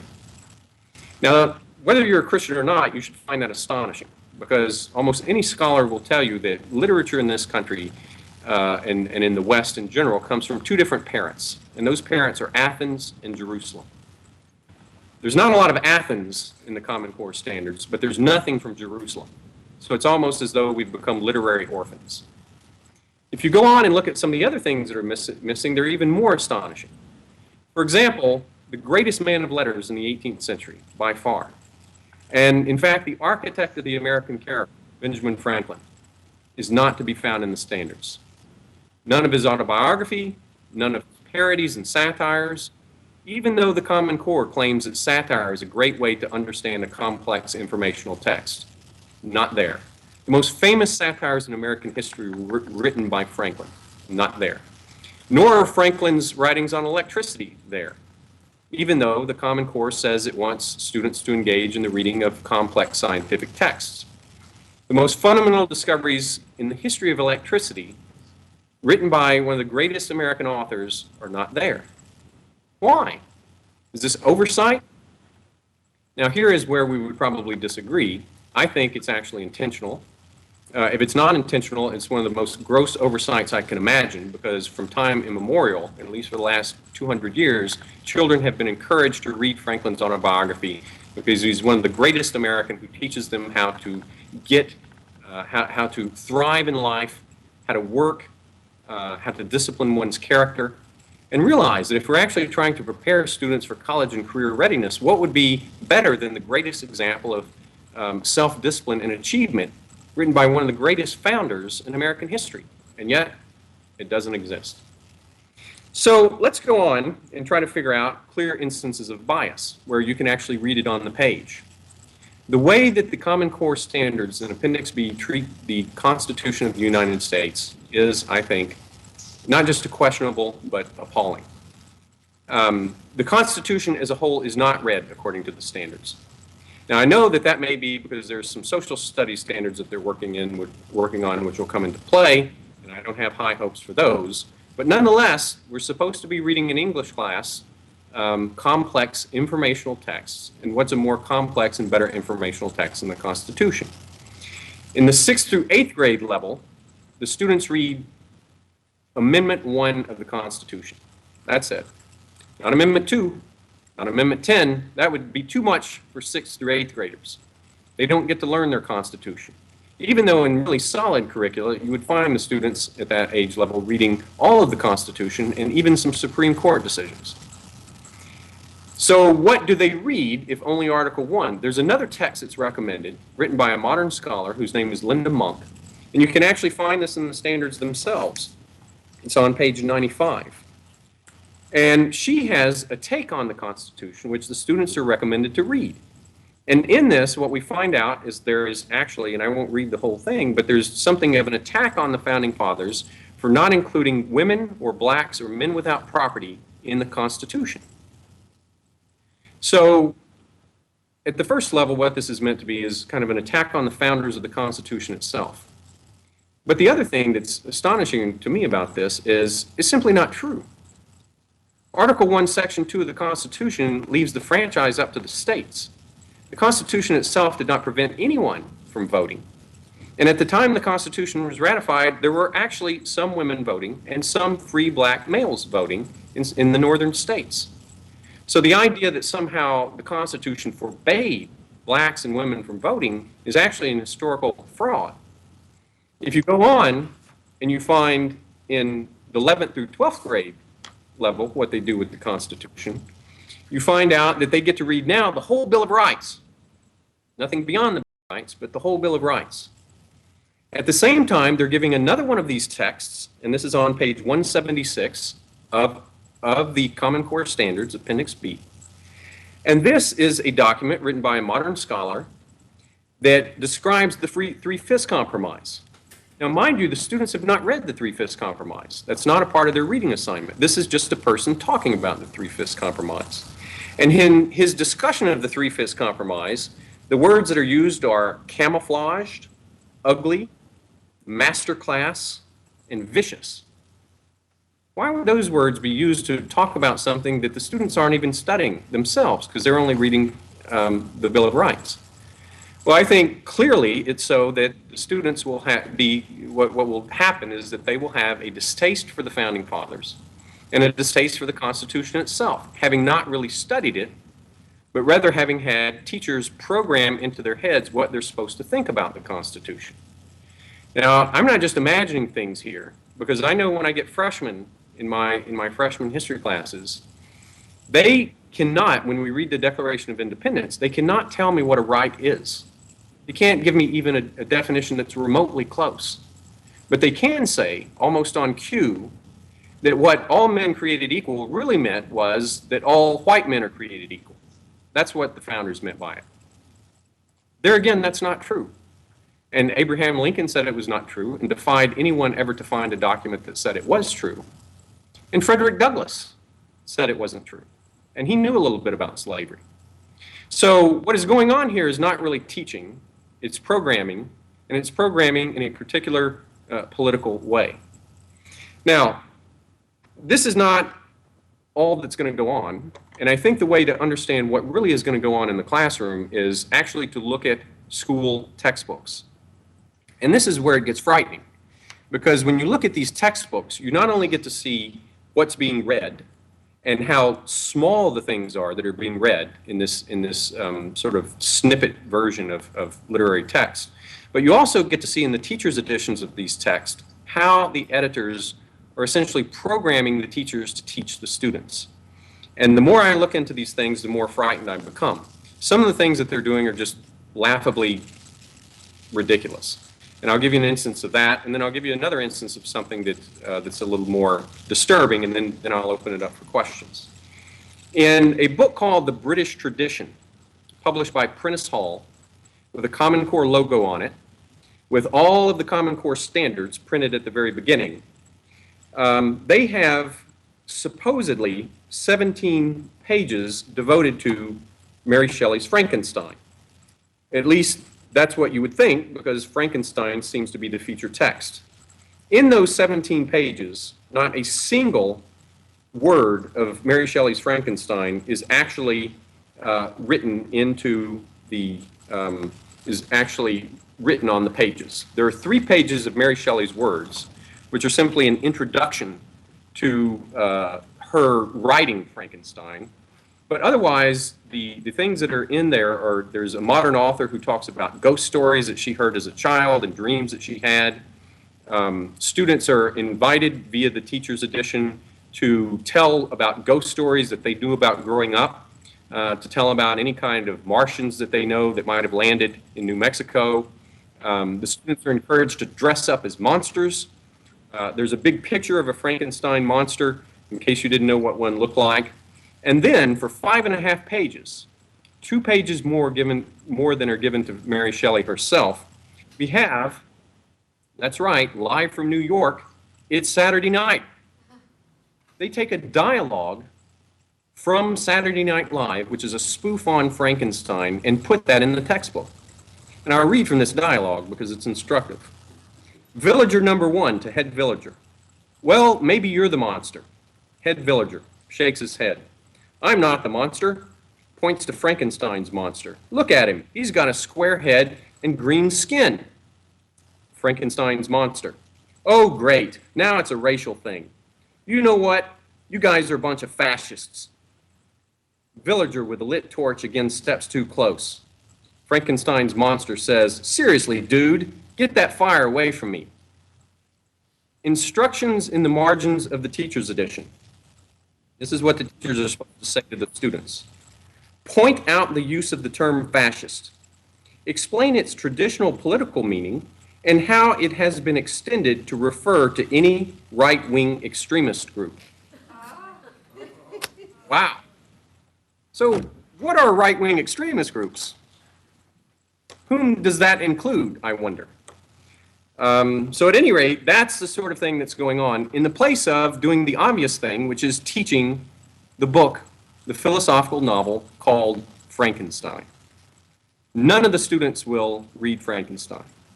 Now here's an even scarier thing. At what level is this exercise going on, where all these kids are dressing up as Frankenstein? Oh, I forgot to mention, they're also invited to write an autobiography of a monster. And why are they asked to write an autobiography of a monster? It's because traditionally monster stories are told by a human's perspective, and no one ever gets to understand the monster. So by writing an autobiography of a monster, the students will be asked to have a better understanding of monsters. I kid you not. At what level will this be going on in your children's school? The senior year in high school. The second semester of the senior year in high school. How in the world is this going to make them college ready? Well, that's, I think, just almost silly and laughable. Here's something that's a little more disturbing. I am using now the American book called the American, what is it? The American, not tradition, but experience, Volume 1, Prentice Hall with the Common Core logo on it. And this is a short story by an author whose name is Kate Chopin. It's called The Story of an Hour. And I'll read the introduction in the teacher's edition to give you a sense of what the story is about. Mrs. Mallard gets the unexpected news that her husband has been killed in an accident. She quickly recovers from the shock to discover that what she feels is relief. Though she mourns his passing, she delights in the freedom that will now be hers. Shut in her room, she relishes the opportunities ahead of her.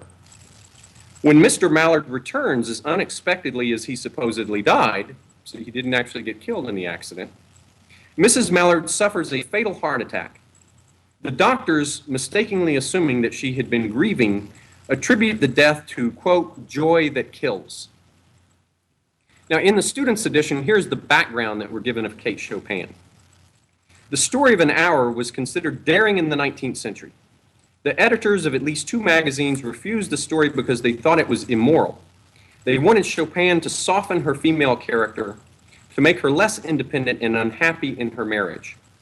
Undaunted, Chopin continued to deal with issues of women's growth and emancipation in her writing, advancing ideas that are widely accepted today. What ideas are accepted today? That if your hubby kicks over, you're supposed to look at, the next 20 or 40 years of freedom that you're going to have? Did Mrs. Mallard have children?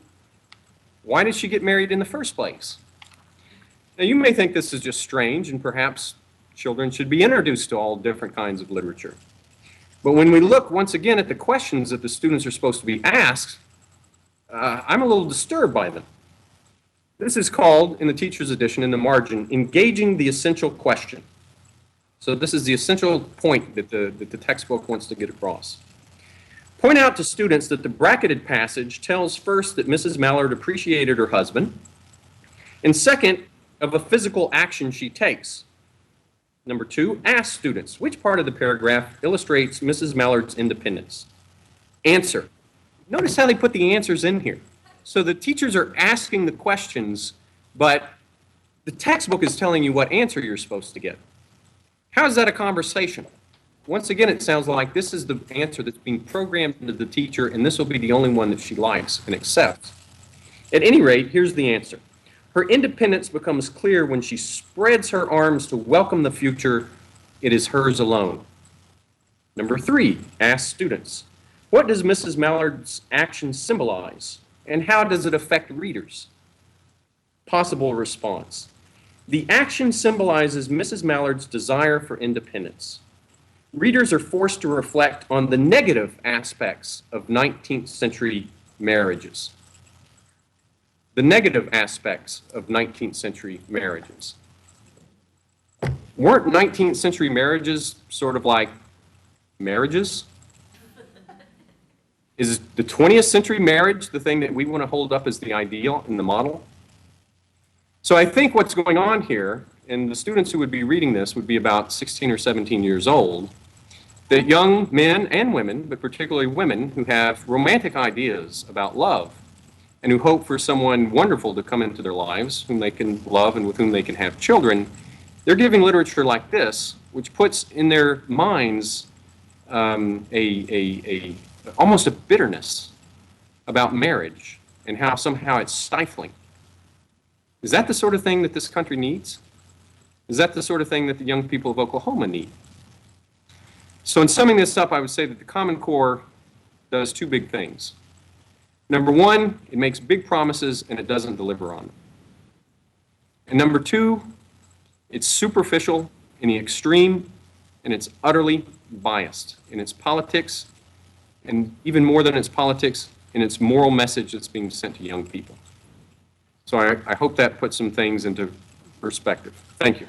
Okay, my question is, I gave a CD you did in D.C. at the Eagle Forum Conference to some of my colleagues when you used Ben Franklin's example about the Constitution. He wasn't entirely satisfied with it. And the response that I got was, this is just bad curriculum this isn't standards, we would never use bad curriculum in Oklahoma. How would you answer that? Oh, okay. Well, that's a great point that you make. And that's part of the real dexterity and cleverness, I think, of the Common Core. Because anytime you try to pin them down on something, they'll say, oh, we're just telling you what sort of standards to use. We're not telling you how to dictate, we're not dictating your curriculum. Local schools can figure these things out. States can figure these things out. And I think they know better than that. And I think that the people who are saying this expect us to be naive. I've spent a lot of time around public schools, and here's what happens anytime you set up a set of national standards or state standards and also standardized tests. The state announces that there's going to be a standardized test. Panic. In every school. Panic. And then the teachers say, how are we going to teach this? We have no idea. And then what happens is the textbook companies drive in and they say, here's your curriculum. We'll hand it to you. And there's a sigh of relief. Okay, now we know what to do. And so for 175 days of the year, the teachers teach to the test. For 5 days of the year, you take the tests. And that's the pattern. And this sets up what I call the 2 rules of standardized testing. Standardized testing rule number 1 is the teachers in the schools are absolutely slavish to what they think is going to be on the tests. Standardized testing rule number 2, the teachers never teach anything beyond what they think is going to be on the test. So in other words, if you don't see in Appendix B, Benjamin Franklin, no teacher and no school, especially no principal, is going to have and allow his students to spend any time, or what they would say waste any time on Benjamin Franklin when they don't think they're going to be tested on it. So anytime there's a standardized test, that ends up dictating curriculum. That's the first part of the argument. The second thing is this. I mean, it's actually absurd that we should be having this conversation. Why in the world do you even have textbooks in literature? You should be reading complete novels. Your textbook should not be a big lunky thing. I weighed the sophomore textbook in the Common Core. It weighs 8 pounds. Why not give students copies of Moby Dick and To Kill a Mockingbird and Sophoclean plays? We don't need textbooks. And yet this is a big part of it. And I would suggest that without the textbooks, the standards would fall. But who in the Department of Education in the state of Oklahoma and what school is going to say, we're going to ignore the tests and we're just going to teach good, solid literature, and we're not going to use any of these really expensive textbooks that cook your breakfast for you by Prentice Hall, and that, by the way, also provide computer grading models and a bunch of handouts and all the rest of it. To be able to do that, which is, I think, the direction you should actually go in, it's a direction that all the schools that I work with take, you would have to change the entire culture of how public schools now work in the state of Oklahoma. And I think it's a worthy fight, but I think it's also, they're expecting us to be very naive if they want us to believe that, oh, these are just standards, but you yourselves, you can decide whatever you want to do in your own classroom. That's a fiction, and everyone knows it. I have a follow-up. Okay, there's an analogy that Governor Huckabee has used of standards are like the football field, that regardless of where you live, a football field is 100 yards long, in increments of 10 yards, things like that. And that Common Core is just the football field. Each state can do their own curriculum, just like each football team has different coaches, different plays, different uniforms. And that's the analogy that he used. I'm getting a lot of people saying to me, that's what Common Core is. It's just the football field. We can do things our way inside that field. What is your answer to such an analogy? No, ma'am, that's not a very good analogy, I'm afraid. I like Governor Huckabee, but that is not a good analogy. If you, as I suggested, if you go through these standards, you find out that they're not true standards of education. When people hear the word standards, they think that's going to mean good things that students are learning, attainments. But unless you actually tie standards to a curriculum, it doesn't tell you anything. Just to say in the way that I described here that students ought to read good literature in general without telling them what that's going to be, then that it's a statement that's not even worth making in the first place. And secondly, the way these statements are actually made trip you up, because it's not the case that they just say, here are the standards, go off and do with them what you want to. If you actually look in Appendix B, given some of the assignments that they prescribe on these standards, they're telling you how to teach literature. So, for example, they tell you to take Tom Sawyer, the selection of the fence painting scene in Chapter 2 of Tom Sawyer, and they tell you to look at Tom's morality and its relationship to authenticity and accountability, and also in the relationship to the plot themes of character, setting, and plot, and so on and so forth. And I don't want to go into all the details of this, but it's basically gobbledygook. But that is taken straight out of the standard. And if you were to actually apply that standard to the literature, which I actually do in written form, it just makes hash of the story. And it doesn't appreciate what Twain is doing. It doesn't even allow students to laugh at the fact that Tom is so clever. It doesn't ask anything about Tom or how clever he is. And it uses these ridiculous words such as authenticity, which is a phrase that would be applied to some sort of depressed person after World War I who had shell shock or something like that. That doesn't describe Tom Sawyer. And yet that description of literature is taken straight out of the standards. So what you have to understand is these standards are actually prescribing ways of teaching literature, and those ways of teaching literature are bankrupt because they don't take literature on its own terms as being great stories about human beings, both great and flawed human beings, working out their problems and their destiny through complex events. That's what literature is. But the way they teach you to teach it is through maybe what you had in high school, but these mindless sort of plot devices and things like that that only dumb down the literature. So the standards business is not helpful. And these standards in particular are misleading, poorly written, they're purely educationese. And to the extent that there's any common sense in them, you could probably retranslate them and reduce it to no more than a page. But all of the junk you would then be inheriting from that would just get in your way. So I would look very closely at and really have a discussion about what standards are, because they're being sold for something that they're really not. Dr. Moore, we definitely appreciate you taking your time to talk with us and teach us a little bit about the standards, and thank you very much, and we would love to see you in Oklahoma sometime. All right, my pleasure. Thank you very much. Thank you. Just to let you know where we are, we're going to hear from Superintendent Donna Anderson, then we're going to Dr. Barbara McClanahan, then we're going to Joy Molina as a parent, Donita Brown, Michelle Stalem, and Howard. Donna, you have about until 3 o'clock, about 18 minutes. So I do want to thank you very much for having the educators and parents in, because our voice needs to be heard.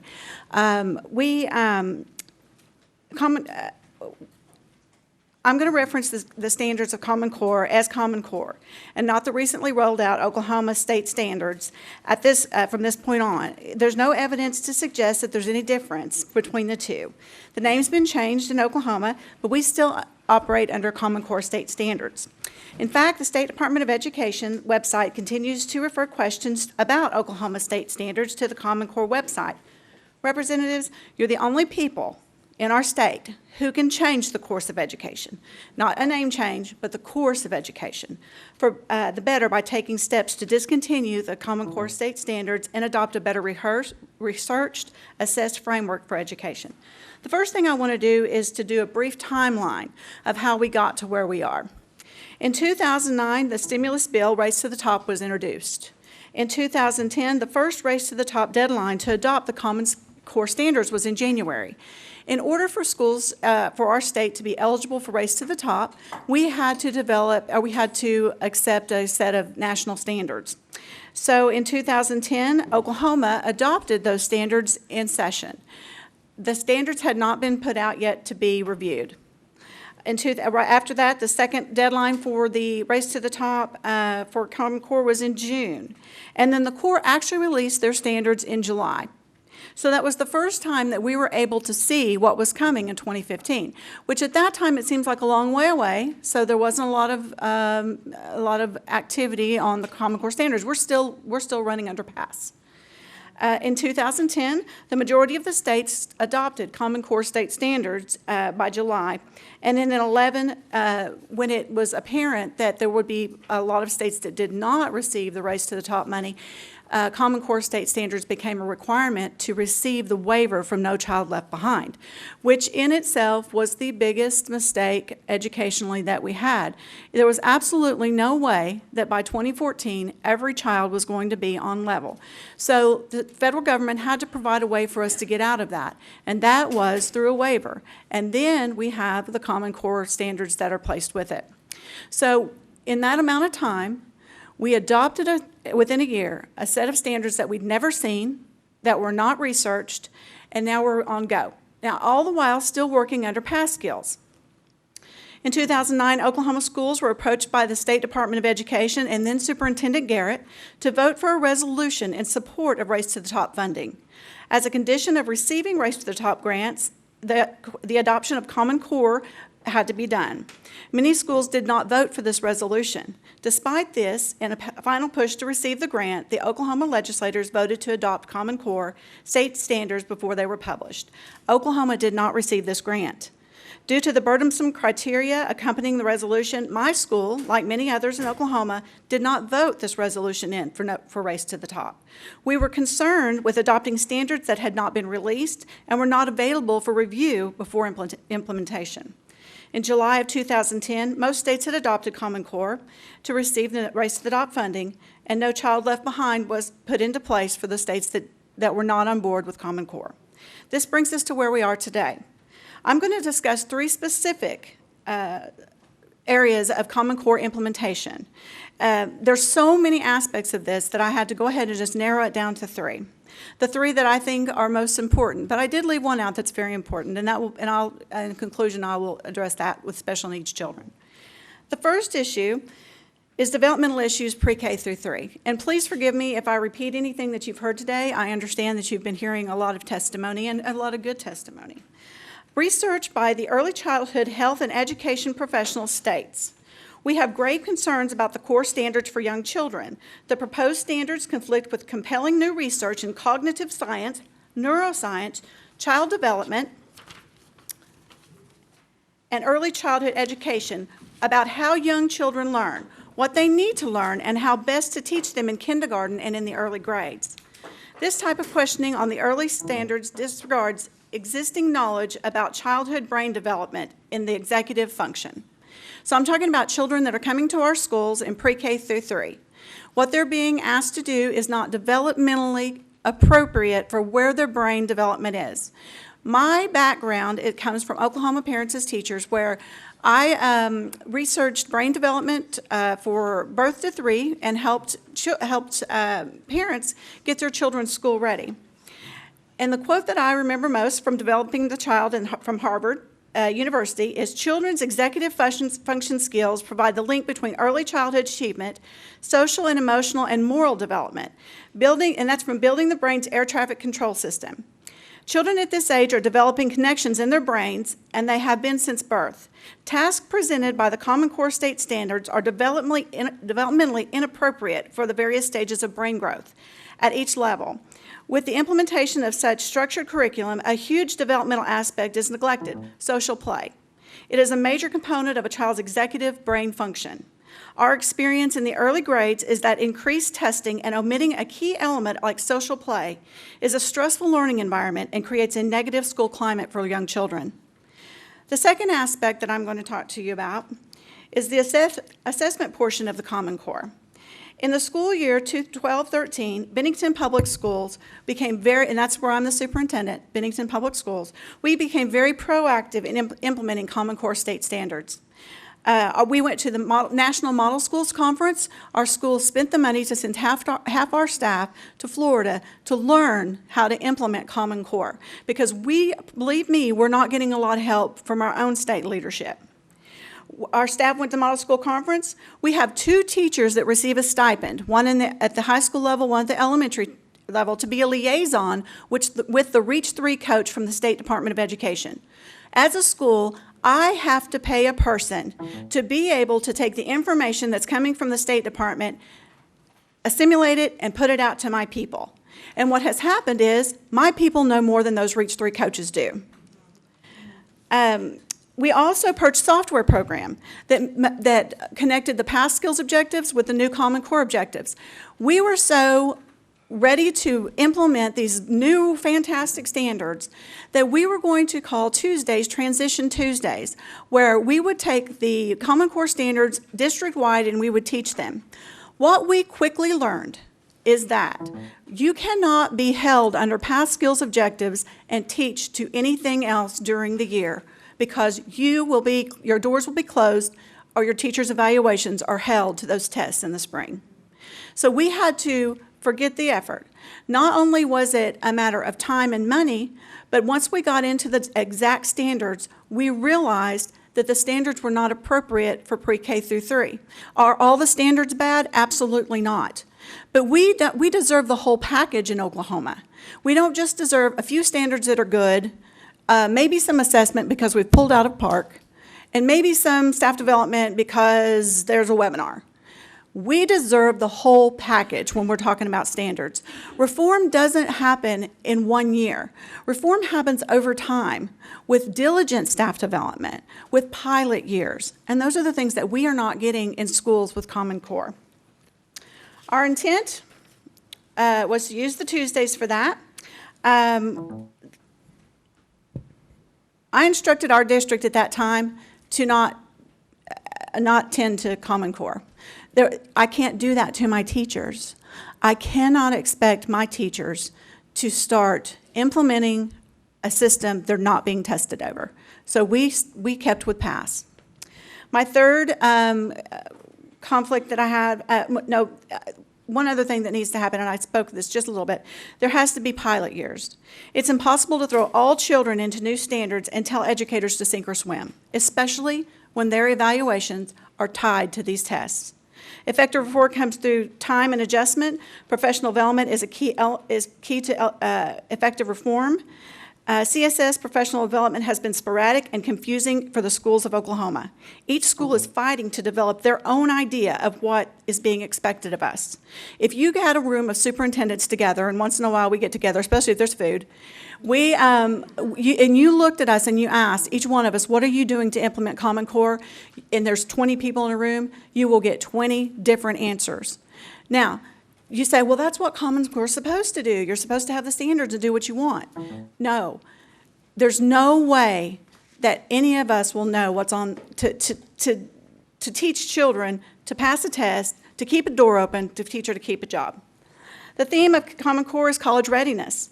If we're truly to get students ready for college, we should be using standards that mirror college entrance exams. We administer 7 tests right now at the high school level. Not one of those tests means anything to a student or to a college.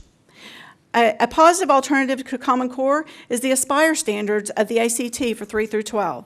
If we could teach the ACT standards, remediation rates will go down and the scores will go up.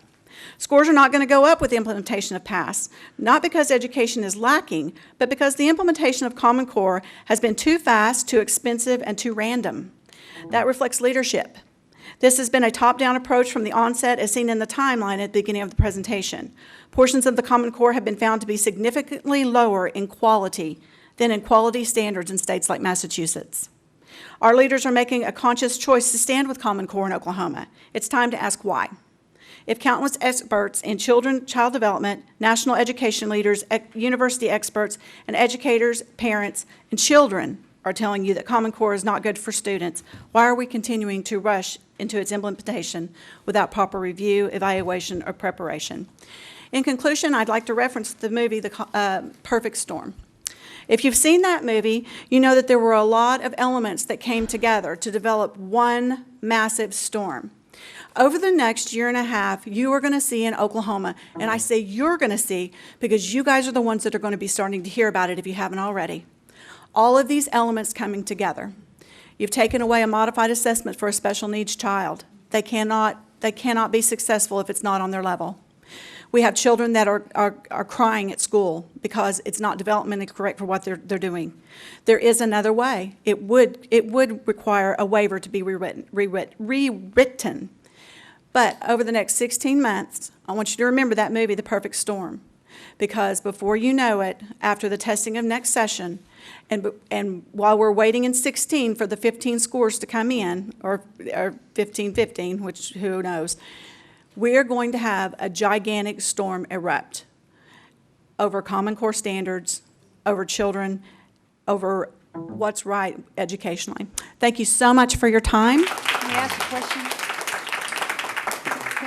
And you do understand the waiver was not written in Oklahoma by Oklahomans. That was gone out of state by the State Department of Education to have someone else write the waiver for Oklahoma. That seems a little oxymoronic. Can we ask Representative Kern, Well, may we ask her a question? you've reached your limit. No. Thank you very much. My question to you is, what would you like to see done? I would like to see us go to the ACT is developing an Aspire program. The ACT is 50 years of research, 50 years of testing. It's not haphazardly put together. They are modeling their assessment around the Common Core questioning. Now, is that good or bad? I don't know. All I know is that as we have it right now, we have some standards. We don't have any assessment. We don't have any staff development. We don't have a direction. So I would like to see us look at the ACT Aspire for 3 through 12. And then pre-K through 3, I'd like to see us go to a growth model that is done in-house in Oklahoma, for Oklahoma. May I follow up? You know, if we could do what I wanted to do, I would get rid of Common Core. I have never voted to implement Common Core in any way.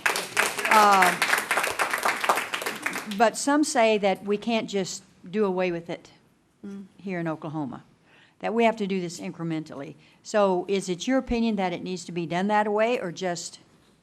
I think right now what we need to do before we go any further is stop.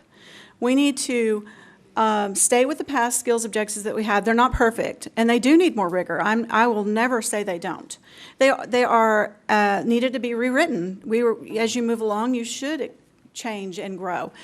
But we have got to stop the snowball that's going to happen.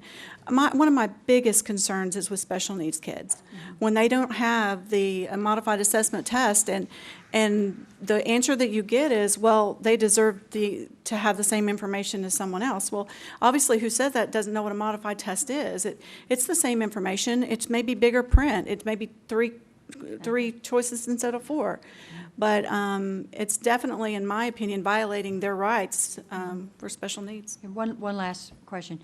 You alluded to this yourself about the ACT Aspire is being rewritten to conform to Common Core.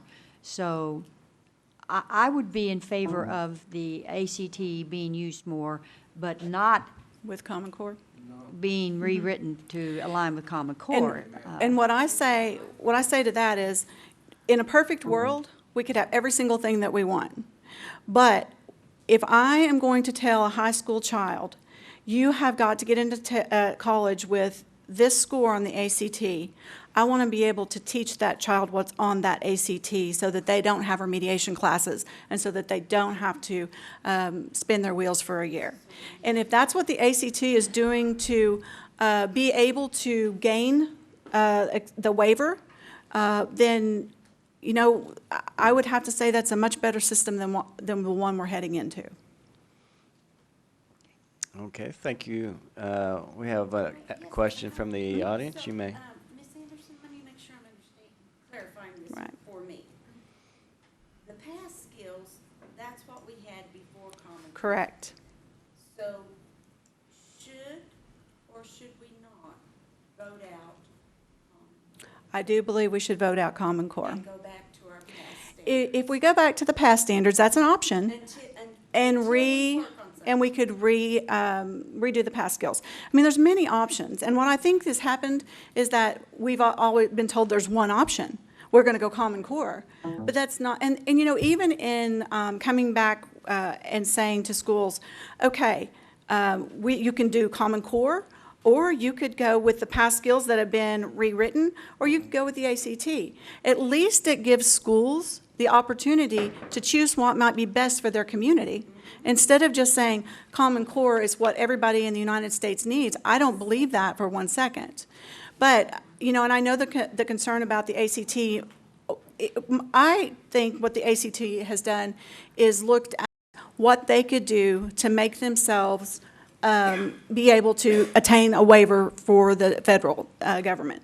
So once again, if that is going to be our exit exam for kids, I want to be able to use that assessment.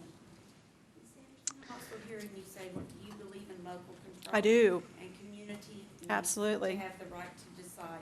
Absolutely. Of their young people. Absolutely. Absolutely. I would like to see us. We can have one more quick Okay. question, Kristol. Okay, I have a third grader, and with the RSA, the reading Sufficiency. His teacher is currently teaching PASS.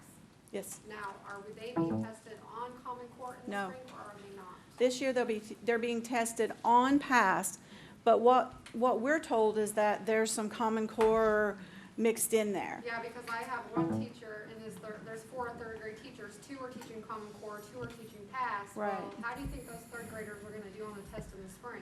What I say about this is there's absolutely nothing common about Common Core in Oklahoma. I mean, there's nothing.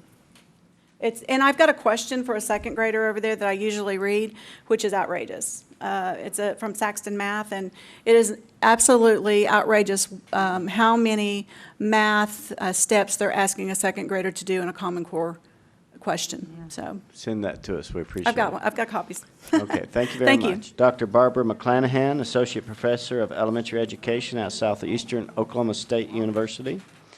She became the first full-time professor stationed at the McCurtain County campus in Idabel in 2008. She teaches the reading courses required for elementary education program and supervises the Master Reading Specialist program. She graduated from Texas Tech with a BA in History and has earned an endorsement as all-level special ed in English as a second language. She earned Master's in Reading and a doctorate in Supervision, Curriculum, and Instruction for Texas A&M Commerce. Thank you, and thank you for allowing me to speak. I've heard some wonderful testimony here today, and some of the things that I plan to say may be a bit repetitious, and I apologize for that. I'll try to skip through those parts. But I don't have a nice glitzy PowerPoint for you because I want you to hear my story. As a teacher educator, I teach primarily reading classes. A major assignment in many of those classes requires that my students create lesson plans and/or units on various topics. And they're required to provide a state standard for every learning objective in those plans. I had taught in Texas for a number of years and was familiar with teaching with standards. So once I began teaching at the university, I quickly adapted to the Oklahoma PASS and felt comfortable instructing my students how to use them in their planning. Then suddenly, in 2010, we were told that by the State Department of Education that PASS was going away and would be replaced by Common Core state standards. Falling immediately into compliance mode, I began studying the Common Core standards to see how they were different from PASS, what I might need to do differently to prepare my pre-service teachers. I was assured by the promotional materials for Common Core standards that these standards reflected higher expectations of students and teachers, that they were intended to require deeper thinking and closer reading, that there would be a strong emphasis on writing and the reading of more informational texts. That sounded good to me, since those were things that I had already been emphasizing with my pre-service teachers and that had been staples in our elementary education program for many years. In fact, a principal in a school where I had done some professional development attended a state workshop on Common Core in 2011. She later told me that she remarked to a colleague after the workshop, "That sounds just like the things Dr. McClanahan has been teaching us." But as I worked with the Common Core standards, it seemed to me that there was really not a great deal of difference between the paths we had been using and what Common Core required, at least at the upper elementary and middle school levels. Keep in mind, I was focused on the English language arts standards, since this is the area that I work in. But I began to wonder, why would our state change their standards so abruptly when there seems to be so little difference between the old and the new? Surely these standards have been developed over a lengthy time frame by a knowledgeable cadre of educators at the state level, and I was just unaware because I was new. Boy, was that wrong. More on that later. I did notice that the standards said very little about technology, and I found that Jason Oler, writing in Educational Leadership, agreed with me. The use of technology in the teaching of literacy is one of my areas of study. So I thought it odd that the standards regarding technology seemed so weak, given the fact that technology permeates almost everything we do in the 21st century. As early as 2000, the International Society for Technology and Education had developed a rich family of standards to guide the work of students, teachers, administrators, coaches, and computer science teachers in integrating technology into learning. Yet the Common Core standards seem to draw on none of that. Then I began receiving catalogs and brochures from scores of publishers, touting their new materials, which were, quote, Common Core aligned, unquote. I began to hear that implementing Common Core would take extensive professional development. I wondered if other teacher education institutions are doing the same kind of work we were doing, why was there this great need to retrain teachers in good teaching practice? What was so different about Common Core that it required such major professional development effort? Frankly, I couldn't see it. Unless, of course, teachers were not using the skills we were teaching them. Perhaps that was it. I was still in compliance mode. I began noting articles in professional journals that suggested not everyone was happy with Common Core. A group of math experts were first to come to my attention as complaining about the math standards. Since math is not my thing, I made a mental note and kept watching and reading. I read about exemplar texts in Appendix B that's been mentioned earlier that were intended to be a list of mandatory texts. But Elfrida Hebert convinced me this was a misinterpretation. Yet in the same volume, Phineas Boyd complained that the exemplar text lacked appropriate diversity. McLaughlin and Overturf explained that Common Core required the reading of complex texts that most state standards did not specifically require. But who gets to determine whether given text qualifies as complex? I wondered. I began to read about the angst of many English language arts teachers who were forced to adjust their literature assignments to 50% nonfiction in elementary, up to 70% nonfiction in reading in high school. Although I firmly believe in a balance of fiction to nonfiction, I found these percentages on the high side. Yes, I read the explanation that after students leave school, most of their reading is nonfiction. All the more reason, I thought, to give them a strong foundation in fiction reading. In fact, last month, the New York Times reported on a study published in the journal Science that found that students who read literary fiction are better at social skills than those who don't. These, by the way, are the very skills that critics of our schools often say students will need in the new global society. Then I read that implementing Common Core correctly would require that students no longer write about anything of personal interest. They should only write about factual topics. This I determined to be a distortion, but how many teachers might be operating under it, I wondered. There seemed to be much disagreement as to how to appropriately interpret and implement Common Core. Finally, last spring, I read an article that started me searching out answers to my questions in earnest. The article was written by Tom Lovelace, a senior fellow at the Brookings Institute. In this article, Lovelace quoted the Common Core website, which states that the standards are not a curriculum. Local teachers, principals, superintendents, and others will decide how the standards are to be met, unquote. Although that sounded reassuring, Lovelace goes on to explain that school districts are now faced with a range of choices.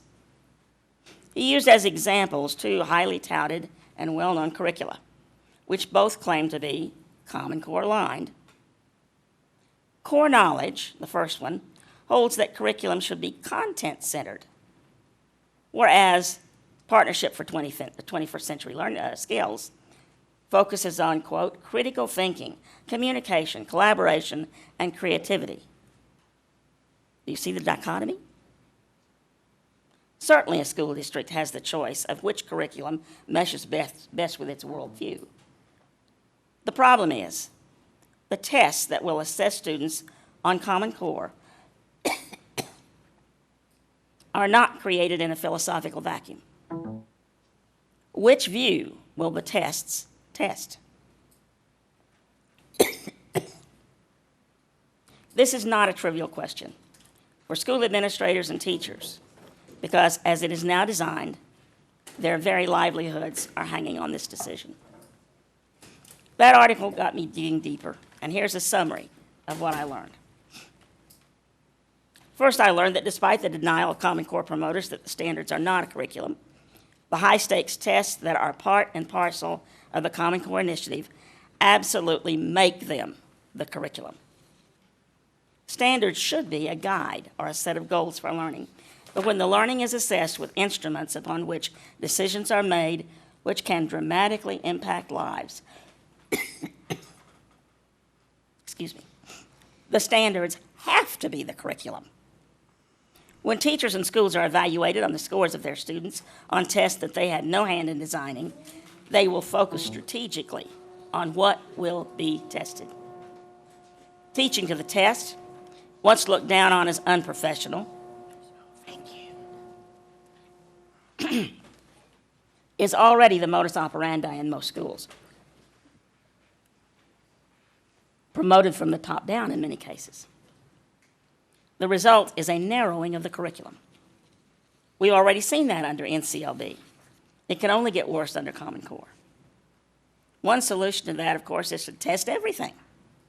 I read last month that the Oklahoma State Department of Education has released an RFP requesting bids on assessments for speaking and listening. Seriously? I'm having a hard time imagining a computer-based test that can do an effective job of this, and I'm not the only one. Second, I learned that despite protests from Common Core supporters, the connection of high-stakes tests with Common Core will undoubtedly lead to a one-size-fits-all curriculum. Teachers are taught how to differentiate learning to meet the needs of all students in our university classrooms. Using differentiated learning techniques, making modifications and accommodations, how to check for understanding and reteach using different methods when necessary, are part of what we teach pre-service teachers how to do. Nevertheless, the high-stakes aspect of the tests, combined with the standards curriculum that lays out in lockstep fashion exactly what must be learned each year or each month or even each week to achieve an acceptable grade on the test, leads teachers to cover material rather than go deep or reteach for those who don't learn as quickly. William Stevenson says this: a kind of corollary has developed from the recent emphasis on testing and now the present emphasis on Common Core standards. The corollary is unintended and unacknowledged, but it is real. Here it is. All students should learn the same things in the same time frame and preferably in the same way. To most people who have taught school, it would seem foolish to make this assumption. However, if you focus on the reality of what the policies require, this kind of uniformity is hard to avoid. Brooks and Dietz put it this way: the Common Core State Standards Initiative goes far beyond the content of the standards themselves. The initiative conflates standards with standardization. For instance, many states are mandating that school districts select standardized student outcome measures and teacher evaluation systems from a pre-established state list. To maximize the likelihood of student success on standardized measures, many districts are requiring teachers to use curriculum materials produced by the same companies that are producing the testing instruments. even predetermining the books students will read on the basis of the list of sample texts that illustrate the standard. The initiative compartmentalizes thinking, privileges profit-making companies, narrows the creativity and professionalism of teachers, and limits meaningful student learning. Third, I learned that where Common Core has been in place since 2010, we are reading reports of dramatic increases in children who are psychologically stressed. Students who used to look forward to school no longer want to go. Recently, a group of 129 authors and illustrators of children's books presented a public letter to President Obama asking for an end to the abuses of overtesting because of its negative effects on children's love of reading. Fourth, I learned that high-stakes testing will dramatically increase. Since the implementation of NCLB, Oklahoma has been testing its students statewide based on pass. So testing on success with standards is nothing new. These tests have been used to rate school districts, but have provided no information that is useful to teachers to help with individual students, and is never provided on a timely basis. 4 to 5 months separate the administration of the tests and the release of the results to the schools. Thus, they are useless to teachers for formative assessment, since the results are for students they no longer have in their classrooms. The proposed Common Core assessments are different. They are NCLB on steroids. This past weekend, I attended a literacy conference where 2 highly respected literacy researchers and theorists spoke about the Common Core standards. Dr. Robert Calfee of Stanford provided an understanding of the vision of the core and its goal of integration across disciplines, a concept I totally agree with. However, when I specifically asked about the impact of tests on these goals, he commented emphatically that tests would undermine them. I next listened to Dr. Tim Shanahan, former president of the International Reading Association, who also lauded the goals of Common Core, but went on to provide examples of test items from proposed tests of both PARCC and Smarter Balance. The takeaway? He questions whether the sophisticated tests will really work for a number of reasons. Although these presentations help me better understand how Common Core differs from PASS and why extensive professional development would be required, they both supported my concerns relative to the disastrous effects of the proposed testing. Initially, Oklahoma participated in PARCC, one of the 2 consortia charged by the Federal Department of Education with developing multiple state assessments. Instead of 1 round of testing, for which the 2 months preceding the test is spent primarily in test prep, we know that. In a gross distortion of the term formative assessment, PARCC requires 3 rounds of testing, beginning benchmark tests, mid-year formative assessments, and end-of-year tests. The testing sessions are lengthy, and many, if not most, will be done on computer. Many of the school districts in Oklahoma do not have the infrastructure to provide sufficient numbers of computers or adequate internet access to their students to take these tests. And what will test prep look like for these tests? As a teacher, I understand the value of formative or interim assessments to help direct teachers' efforts. Although the stated purpose of the first and second rounds of testing is to provide teachers feedback to guide instruction, the track record of OSDE in providing timely and accurate test results leaves me skeptical. Since Oklahoma pulled out of PARCC to develop its own tests, at the moment, teachers all across Oklahoma are desperately trying to prepare students for tests to be given next April, the developers of which have not even been announced yet. And still speaking of tests, the number of hours, days, weeks, and months that students in our schools must devote to either testing or test prep is growing exponentially. Every time a student takes a test, that is time out of the school day taken from instruction. In our local middle school last April, it took an entire 3 weeks just to give the tests because they had to be taken on the computer, and there are a limited number of computers. It required 3 weeks to be able to schedule every group in and out of the computer labs. The disruption this caused in real learning is astonishing. Testing is not learning. And at this point, I have a quote from Rob Miller, who spoke earlier. And I'm going to go ahead and share this because he didn't exactly in his presentation.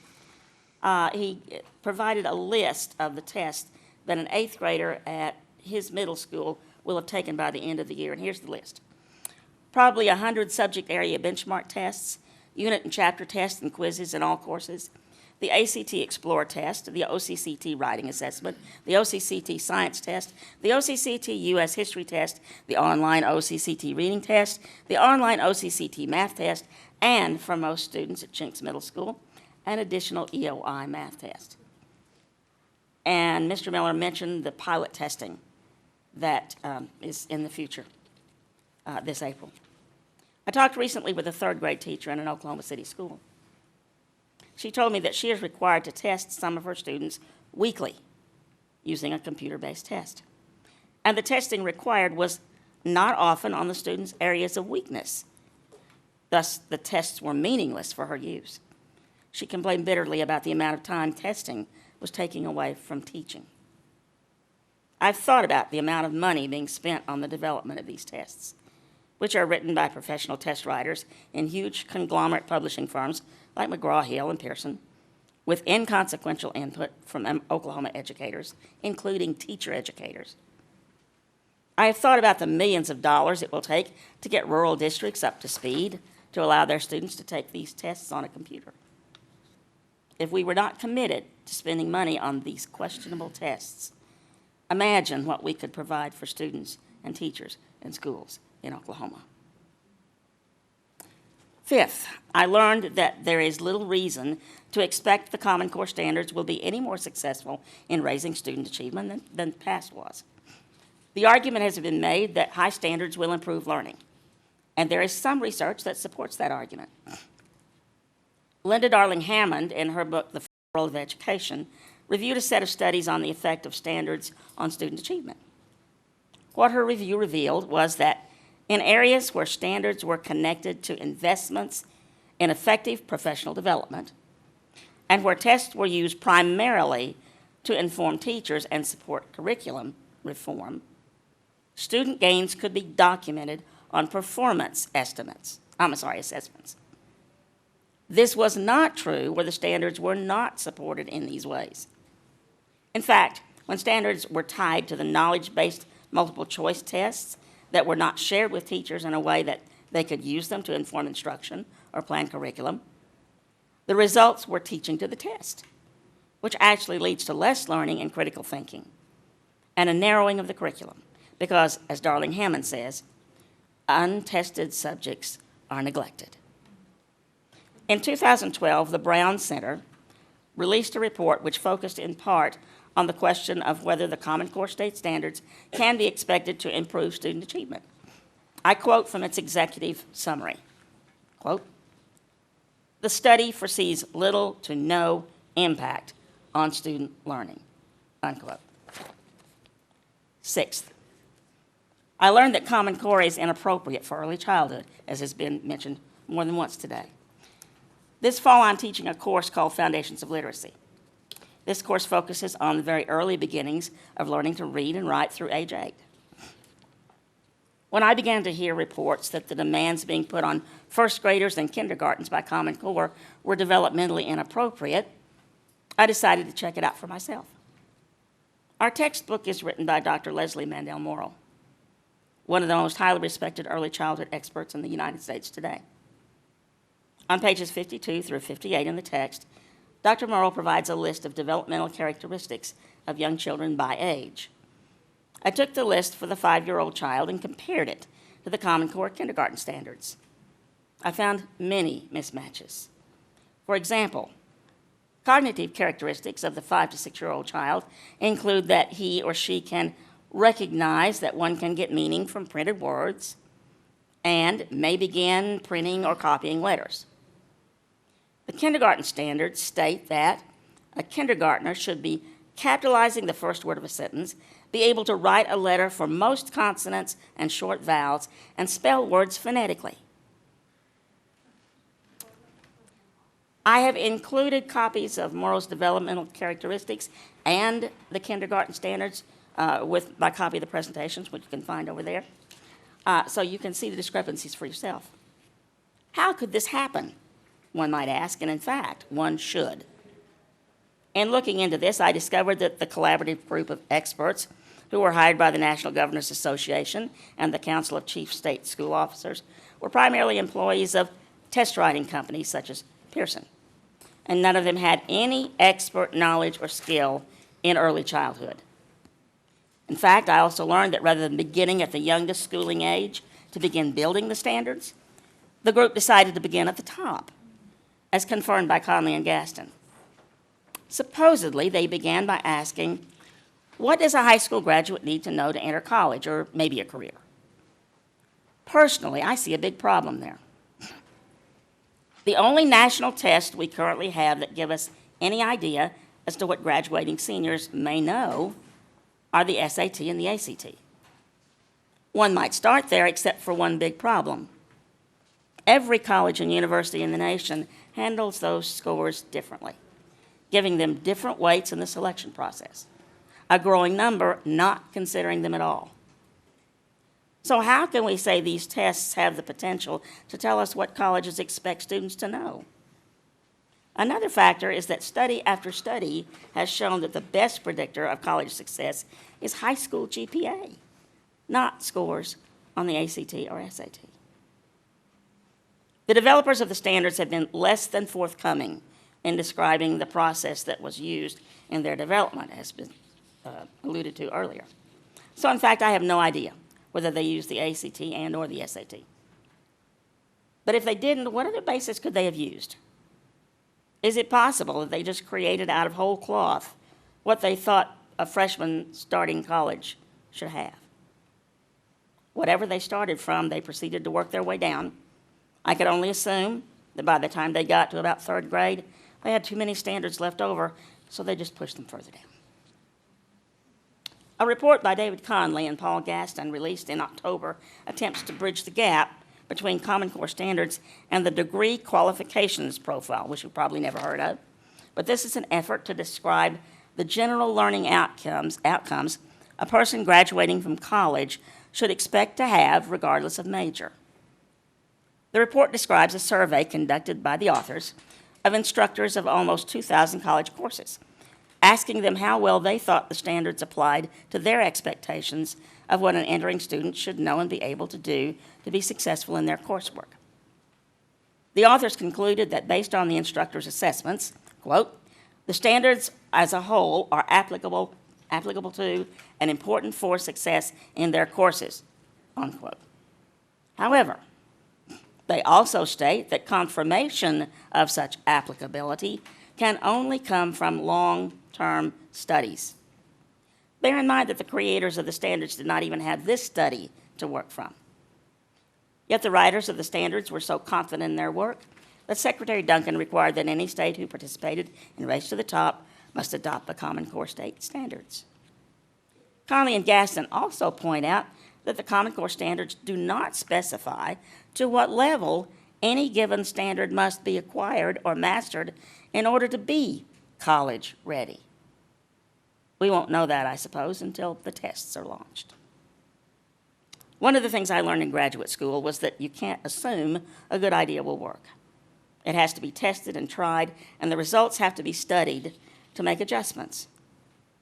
I was appalled when I learned that the Common Core standards were implemented with absolutely no field testing. That means we don't really know whether or how well they work. The proper procedure would have been to try them out on a small scale before using virtually the entire population of the nation's children as guinea pigs. And by the way, the standards are copyrighted by the National Governors Association and the Council of Chief State School Officers, and states must be given a license to use them. It's free, of course, to states who adopt them. But that also means that states cannot change or adapt them in any way to meet specific needs. If they are truly state standards, why would a state need permission to change one? And thereby hangs a tail. Seventh, I learned that the Common Core state standards are not state standards at all. Mathis calls them de facto national standards, but I think they are more than de facto. The National Governors Association and the Council of Chief State School Officers, both national organizations themselves, were willing to front for the Department of Education, which appears to covet top-down control of education in this country. The NCSG and the CCSSO did not write the standards. As you've heard earlier, they hired an organization called Achieve to compose them. The writers who worked for Achieve were primarily representatives of publishing and testing companies, including the College Board and ACT. Certain education figures, mostly college professors, and only one practicing teacher, as we learned earlier, were invited to review the standards, but not write them. I'm not aware of anyone from Oklahoma who participated in that process. How can these be our state standards? Oklahoma was required to adopt standards at the demand of the Department of Education in order to have a chance at competing in the race to the top. Much has already been written on the questionable methods used to make this effort appear to be a state effort, when it was really a screen for federal involvement in the development and promotion of the standards. Section 103 of Public Law 9688, which established the Department of Education as a cabinet-level position, expressly prohibits the DOE from, quote, increasing the authority of the federal government over education or diminishing the responsibility for education, which is reserved to the states and the local school systems and other instrumentalities of the state, unquote. There is a clear and reasonable argument to be made that the Common Core initiative is illegal.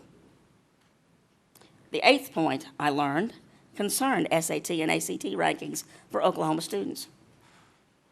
Oklahoma has long ranked near the bottom of states in terms of money the state provides for education. A report issued last month indicated that Oklahoma has actually cut more funding to education since 2008 than any other state. Yet despite that, a review of the scores in recent years shows that Oklahoma students score in the middle of the pack nationally on the ACT.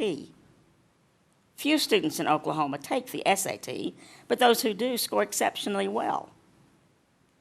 If you accept the premise that these tests indicate college readiness, it seems to me that this is clear evidence that Oklahoma teachers, by and large, are doing a fine job to prepare students for college without Common Core, which I call the Trojan horse by which states were lured into accepting Common Core. The theory is that if a teacher is a good teacher, his or her students will always show gains in achievement on the required tests. All teachers know instinctively that this is wrong. Students are not widgets, and teachers are not factory workers. There is no quality control that provides a standard product coming to them on the school assembly line. Students vary from year to year in terms of their abilities, so it is impossible for teachers to show the same consistent progress all the time. These studies document clearly that teachers cannot be fairly evaluated using students' test scores. One researcher called the teacher evaluation systems junk science.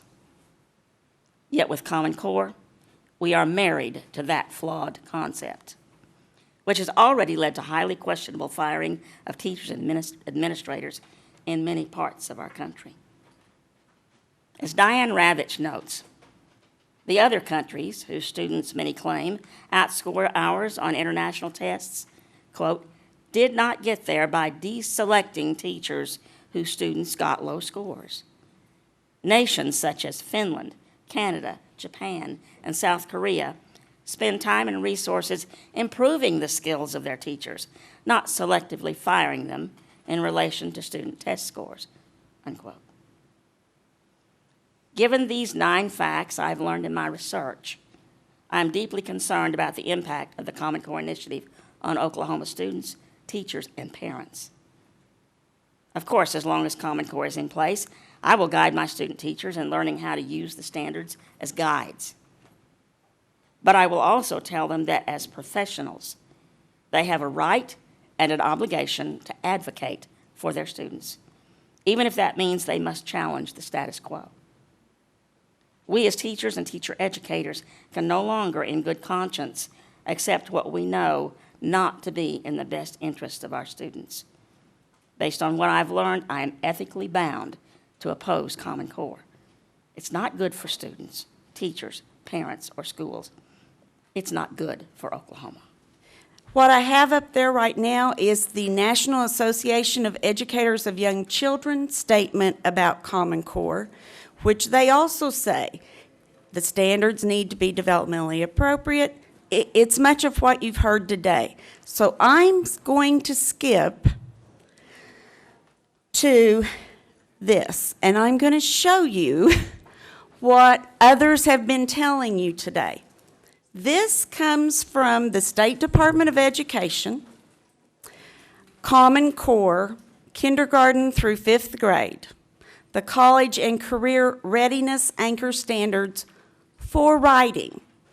And this says basically that kindergartners will be able to write arguments or analysis on substantive topics or text, informative explanatory text, narrative text.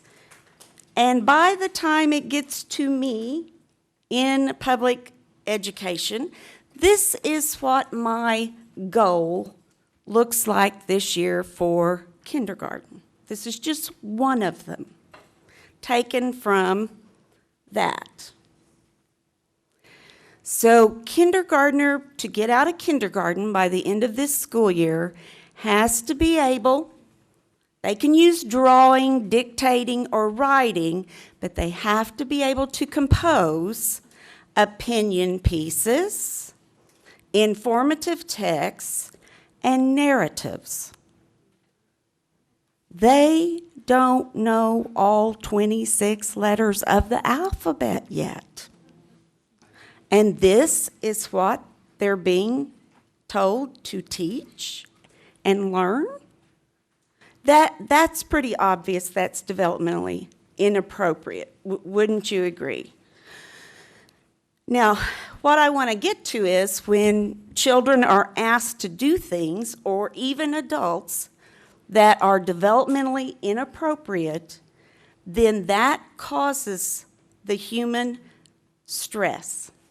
And my concern is the child. These are things that children can be caused stress from.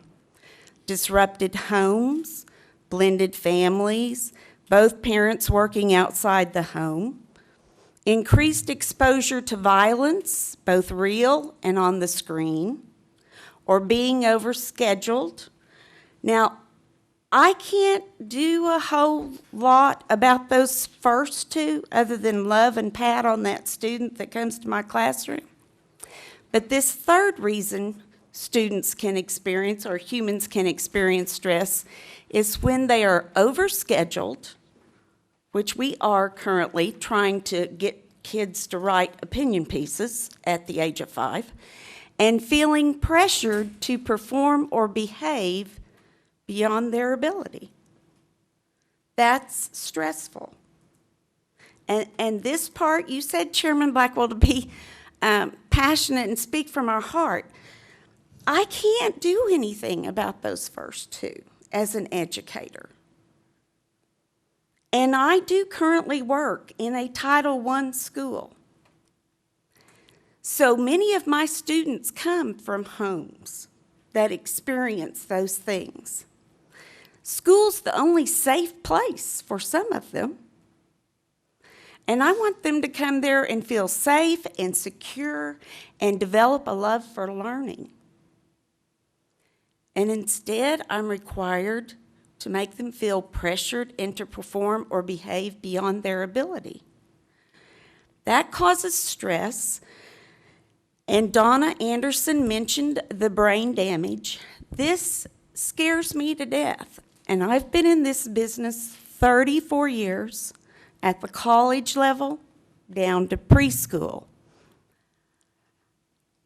Research has found, because we know the brain is constantly developing, not just in the womb, but rapidly until about the age of 9 or 10. And all of these connective pathways are being developed in the brain. Now, after about age 8, 9, or 10, any of those pathways that aren't regularly used, it's just like pruning a tree. They'll just kind of be shut off. So it's important that we take this young child, kindergartner through 3rd grade, and provide them with as many experiences, be it playing with sand, seeing what that feels like, those textile experiences, reading, nursery rhymes. I'm finding with my students, they've never heard of Mother Goose or Twinkle, Twinkle, Little Star. And that rhythm of Twinkle, Twinkle, Little Star and that rhyming are 2 very important bases for learning to read. You have to be able to hear the sounds, and reading has a rhythm. But research is showing us that when the brain is under prolonged periods of stress, sometimes it's called chronic stress, sometimes it's called toxic stress, that the dendrites or the pathways are damaged forever. Here shows you the dendrites are the brain's ability to process information effectively. I don't know why we would want schools to participate in the destruction of our children's brains. Research has also shown that when you're under chronic stress, this hormone called cortisol is released, and that is what causes the death of brain cells. On my handout, I've given you all of my references are there. They're all legitimate. This particular child psychologist has a video that's very easy to get to online. She did this presentation at Notre Dame to other child psychologists about specifically Common Core. And she says that the writers of Common Core, thinking we've got to do college prep, so let's start with kindergartners. So we'll ask them to learn how to write opinion pieces. And then she says this can cause major stress for the child because they are not prepared for this level of education. It's just like you wouldn't let your 8-year-old daughter go on a date with a 17-year-old boy. She is not developmentally ready to do that. This is the same sort of thing that's being asked of our kindergarten through 3rd grade students. They are not developmentally ready for this level of education. This comes from a quote from Dr. Horowitz from the Yale Child Studies Center. She says the Common Core standards will cause suffering, not learning, for many, many young children. This comes from a blog on the internet. It's a school teacher who's afraid to be identified. He might lose his job. Our first task as a society is to protect our children. The imposition of these standards endangers them. At my job, I quite frankly refer to Common Core as child abuse because I work with kindergarten through 3rd grade students. I think Common Core is child abuse. Research indicates what I've already told you, that the negative impact of stress is more profound on children who are younger than age 10.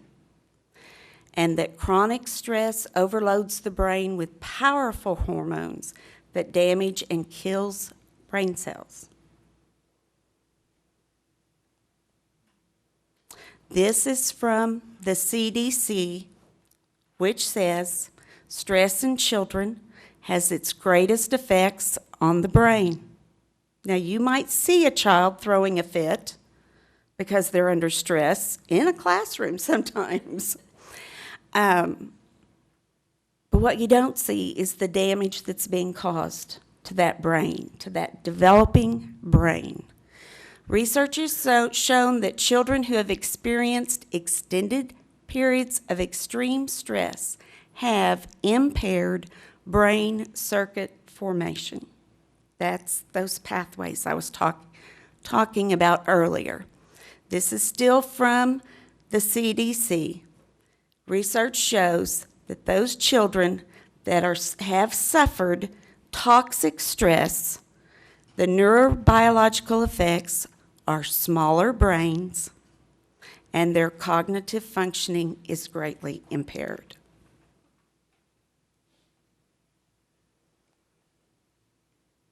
My question is, would the FDA approve the use of a drug with no trials and no concern for possible harm or unintended consequences? Because that's what we've done with Common Core. The cost, because I was told I needed to provide cost, and so I want you to know cost. If I took 20% of a classroom of 25 students, that's 5 students, I was conservative in my per hour counseling fee. It's probably more like $175, $200 an hour.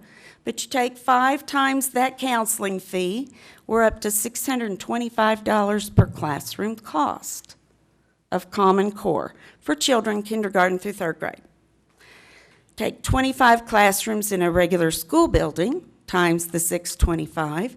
Now we're up to $15,625 per week for mental health and physical health related issues caused by stress. And then you take that figure times 52 weeks, we're up to $812,500 per year for one school. One school.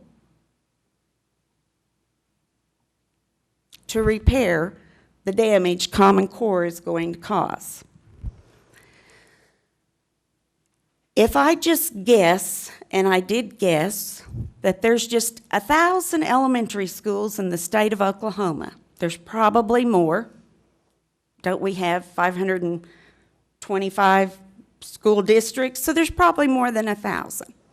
But this is an easy multiplication problem, right? If we take that $812,500 for one school and multiply that by 1,000 elementary schools, the cost to the state of Oklahoma is $812,500,000 a year to repair the damage of Common Core. And call me whenever. And I promised it would be fast. You did great. We appreciate that. This time we're going to ask the only person who got up earlier than I did to leave, Howard. And how do you pronounce your last name? Houchin. I'm going to try to be real quick. I know that we're running real short on time, but first of all, thank you, Representative Gus Blackwell, for calling this House interim study. Thank you, Representative Kern, for calling the previous House study and for being here all day throughout this. So thank you very much. It's very nice that you want to hear from the parents, you want to hear from the administrators and the superintendents and the principals, because it seems as if our own Oklahoma State Department of Education does not want to do that. I do want to introduce my youngest son. This is Jared, and yes, he is in the 7th grade in public school at Hugo Middle School. They are not out today. I took him out, and I get to do that 2 more times, and I'll get to receive a letter from the district attorney. Thank you very much, Oklahoma Legislature. He can learn more critical thinking skills and knowledge today here than he probably would there. But anyway, I am a very staunch supporter of public schools. I am told that I was instrumental in having my local school, Hugo, in pass its only third bond in Hugo public school history. The first was in 1906. The second was in 1969. And we've kind of had a problem with passing bonds in Hugo, but we were able to do that this last time, and it was for $1.4 million. And you would have thought that we were asking people for billions of dollars. But I bring that up for a reason, and that was earlier, and I really can't remember who was talking about it. Yeah, I do. It was Brian Daley was talking about some, people have bond issues, and quite frankly, one of the big issues that I have with Common Core is we have an estimate, but guess what? It didn't come from the state on how much this implementation of Common Core is going to cost. So we have some serious bonding issues when you're talking about some of these rural areas that we're going to be able to come up with the money to pursue this. We have no idea how much it's going to cost. I think we have something from Pioneer Institute or something that's guessing that it's going to cost $200 million. But still, isn't that the purview of the State Department of Education? Shouldn't they be able to come up with an estimate on how much it's going to cost? So that's one of my first problems. Well, actually, they did. In Representative Kern's study, we were told that it would never cost a dime. And then in March, at a meeting, the state superintendent said it should not cost more than $16,000 or $17,000. In this budget, I think at least $5 million was earmarked for Common Core. So, but we still do not have. That's just it. We still do not have an estimate. To go back in Representative Kern's first interim study, the superintendent of education walked in after a presentation that laid out a lot of the information that you're getting here today, and said that you're entitled to your own opinion, but you're really not entitled to your own facts. Well, ladies and gentlemen, I think that it's pretty easy to see that in that intervening time from then to now, including all the presenters today and all of the factual information, yeah, she was right, but it's turned around. She may be entitled to her opinion in the State Department of Education, but they are not entitled to their own facts. The facts are on the side of the anti-Common Core push in the state of Oklahoma. It's not on the side of the State Department of Education and the executive branch. How will this affect my son? I'm going to be 100% honest with you. My oldest graduated 2012. It's not going to affect him one bit. How's it going to affect my son? It's not really going to affect him a lot, and I'm going to tell you why it's not going to affect him. Because he was given a multi-dimensional sentence completion exercise. This is used for psychological evaluation, y'all, in school. And Jared recognizes that something's not right about this, and he brings it home. And I look at it and throw a hissy fit. Needless to say, the company that was responsible for that is no longer in business in the public schools in Hugo, Oklahoma. I can assure you that. That was ended. But he recognizes any type of data collection activity, believe it or not. And on multiple occasions, Jared confirmed, have you declined to fill out anything at school since then? Yeah, you dadgum right he has. I'm not that concerned. But what I'm concerned about is all of the other children in public schools. I'm a huge supporter of public schools. I want there to be a public school from now on. I want my kids' and my grandchildren, great-grandchildren go to public school. Is there any way you can put the quote from Zhang Xiao back up on there? You took it out. All right, never mind. I'll try to remember it. But anyway, and there's a reason for that, but we're going to get to that in just real quick.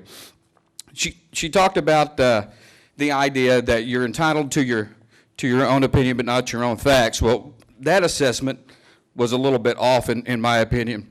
She also states, our State Department of Education states that they have trouble finding superintendents, administrators, teachers, parents that are against this push for Common Core. I'm beginning to question her ability to assess anything if she's having problems, because in my neck of the woods, Donna Anderson left. We're in southeast Oklahoma. It takes me 3.5 hours to get up here. My other Southeast Oklahoma friend left too, down in Idabel. They're thick down there. And you get to asking around over these last several years, they're thick all over Oklahoma. Administrators, superintendents, teachers, parents. There are areas in Push County school districts that are organically, naturally growing anti-Common Core groups, not because of me or Jenny White or Representative Kern or anybody else. It's just coming naturally going, something's wrong. I'm asking the legislature to listen to these people. We're not crazy. I think we're pretty well proving that. The guy from Hillsdale College, you got to be kidding me. Newman? He's one of my heroes. I feel honored to be able to speak after he was on video here.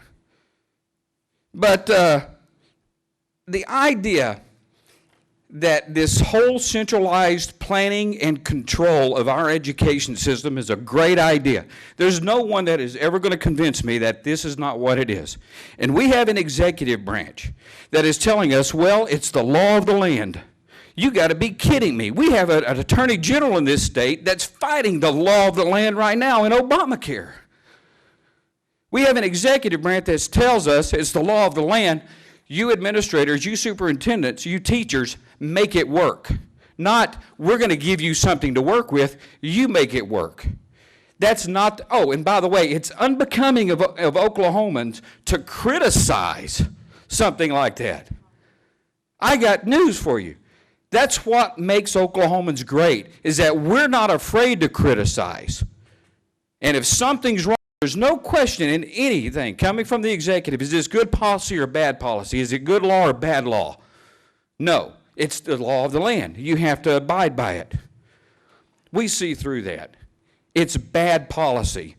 And the reason I wanted to put that up there, and I'm going to be real quick here, I failed to mention that I'm one of a very fortunate individual. I attended elementary school prior to there being established a U.S. Department of Education. I attended private school overseas. Medan, Indonesia, Singapore American School. I substitute taught in Johannesburg, South Africa. I'm a registered substitute teacher. I passed the background check. I'm government certified here in Oklahoma at Hugo High School. And I'm very familiar with the fact that when he was talking about the PISA, the aggregate numbers and how, when you non-aggregate them, folks, American schools overseas, people are paying hundreds of thousands of dollars in those home countries to get their kids in those American schools. Our education, because it's an American curriculum, that's why. And that is proof that our system is not broken. Yeah, we need tinkering around the edges in certain schools and certain districts. I agree with that 100%. But the American way of how we traditionally teach our children works, and we're the envy of the world. And for our executives to sit there and tell us that they are going to foist this central planning and control education system down our throats is not going to work. And I'm going to close with this, because there's been some great metaphors and analogies today. And Jared and I came up with this one on the way up this morning. There's an episode of SpongeBob SquarePants where SpongeBob, y'all familiar with SpongeBob? SpongeBob made the immaculate Krabby Patty. It was the best Krabby Patty ever made. It was perfect. And he carried it around forever. And this thing started rotting. But he couldn't see it because he created it. And every time that he would look at it through his eyes, there was almost this holy glow coming from this Krabby Patty. But everybody else was noticing that something's wrong. This thing's rotting. It's getting flies. It's growing hair. And it finally got to the point it had maggots going out of this Krabby Patty. It was nasty, man. But the way he looked at it, it was just awesome. Finally, his friends made him see. And when that picture was a still picture, perfectly drawn, it was just this really, really nasty piece of junk. And when you've got the metaphor is this, is we have Common Core, we've got the budding, we've got the meat, and we've got the condiments of the PK through 21, 20, whatever the birth through or cradle to grave data system, the A through F grading system, all of this makes them to this great, wonderful so-called central planning education reform here in the state of Oklahoma. It is that Krabby Patty, and we noticed it real early. But the folks that are bringing it to us, they still think it's this great, miraculous, immaculate piece of work, and it's not. It's got maggots on it. It's rotten. It stinks, and there is a reek and odor of aristocratic air coming from the executive, and that's what we don't like about this. We don't want it shoved down our throats, and folks understand it. Ladies and gentlemen, thank you, legislature. We expect action on this, not from the House, only from the House. We want it to go to the Senate, and if the governor wants to veto it, make her. Thank you. I'm going to ask Joe Molina. You will have 5 minutes. My name is really Joy Molina Collins. I'm glad today I accidentally came through the back. I parked through the back because I came in right off of 75 and made my way here, and it was raining, and got time to reflect and pray. And I was, in my notes here, talk about us being a Judeo-Christian foundation country, and I was reminded because, our 10 Commandments are in the back. So it warms my heart to be reminded, yes, that's our core, that's our foundation, that's who we are. I also want to tell you this quick quote that kind of is one of my go-tos that my mom kind of embedded in my head as a child.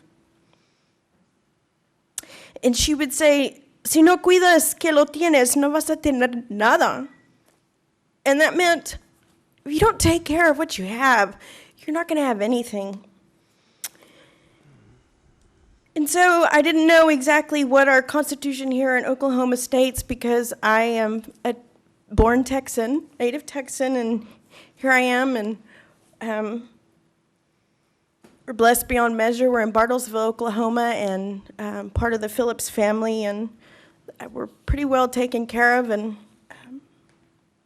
so I read, and I believe the provision says that provision shall be made for the establishment and maintenance of system of public schools which shall be open to all children of the state and free from sectarian control. And said schools shall always be conducted in English, provided nothing herein shall produce the teaching of other languages in said schools. Well, what I see is a lot of sectarian partisanship going on within the Common Core. I have a few reasons here as to why I'm completely opposed to this. Data mining. I've listened to video footage of David Coleman talking about how obsessed he is with data mining and how it gives him a rise. He gloats about how the last election was won by data mining and collection, and how he was able to manipulate and control people and say what they wanted to hear so that they could get what they wanted. And I'm like, I come from a raising of you tell somebody who you are and you give them a firm handshake and you seal the deal and you're honest. You don't manipulate people into what you want from them. I call myself a professional homemaker, and I know everything about age appropriate. You try teaching a baby to toilet train before they're ready, they shut down on you. And I can only assume that teachers are seeing that in their schools of kids shutting down because their brains aren't ready to absorb what's being given to them. I am not impressed with the term vigor. I don't envy other countries. I'm proud to be here in the United States of America, and I'm proud of the education that I received. I only assumed that when my children would enter public school, yes, technology has advanced itself, and they were going to learn Excel and all these other programs that would make them able to get onto a computer and navigate themselves. Of course, they can handle our smartphones probably better than we can. And the history had also lengthened itself, and that more presidents had come into office, but so much should have not changed. And I see history being rewritten to say things that it was never intended to say, or things that didn't happen. and that partisanship in there, and getting kids, manipulating them into thinking a different way. And I was blessed with an education that gave me a love of country, but also I can honestly remember it was in the fourth grade, Miss Hopkins, she gave me a love for the political process. I could not wait to become 18 years old and vote and have become a part of the we the people. You have 1 minute.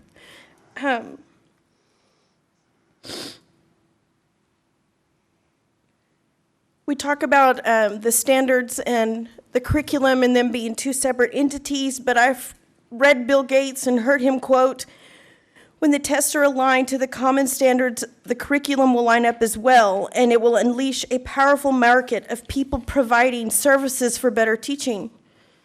That kind of shows me that eventually the Common Core curriculum, the standards, they become one, and I don't agree with that. I have had experience with No Child Left Behind. I accidentally put on a form that my child, that I was trying to teach them Spanish, but that it was spoken in the home, and I was trying to teach it to them, but they weren't very fluent in it. Somehow they got stuck into a program before my daughter could even read, and that they were told that they were now going to be part of this program, and that I had the opportunity to get them involved in English as a second language.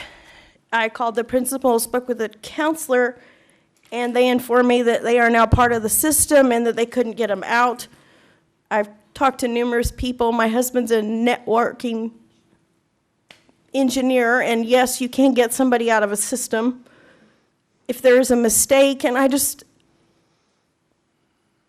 that's just fueled to have my daughter marked as a child who had English as a second language is beyond me. Because my mother, I'm just going to share this brief story and I'll just leave it at that, but my mother's biggest reason why I'm here, Spanish was her first language.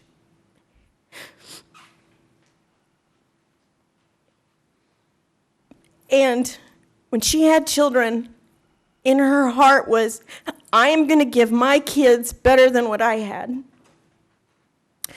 At the time when I was in grade school, we were in a predominantly low-income Spanish-speaking neighborhood. Well, my mother got a note from the doctor's office telling the school administration that her kids needed to go to the other school. So she booked us all the way across town because she said, I didn't want you to have an accent, and I didn't want you to click with other Hispanics, taking on that as your identity and that's who you are, and you don't participate in extracurricular activities because they're not. And she gave me that. She gave me a good education. She gave me good speech. She gave me a desire to learn. She gave me a love of country. And it's my job to pass the torch on to my children and give them better than what I have. And when I see our public education system regressing and not growing, this year I had no choice. I had to pull my kids out of school, and now they're homeschooled. And we are learning Latin. And my 5-year-old can pretty much label the map of Europe right now.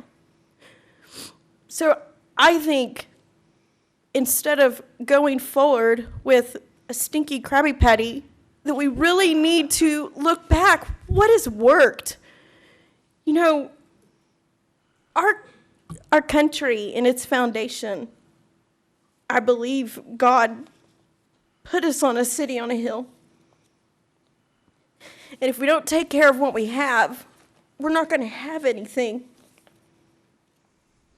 I do want to further say that stress does kill people, and my mother died of early onset Alzheimer's. At her passing, my father donated her brain to research to make sure it wasn't genetic.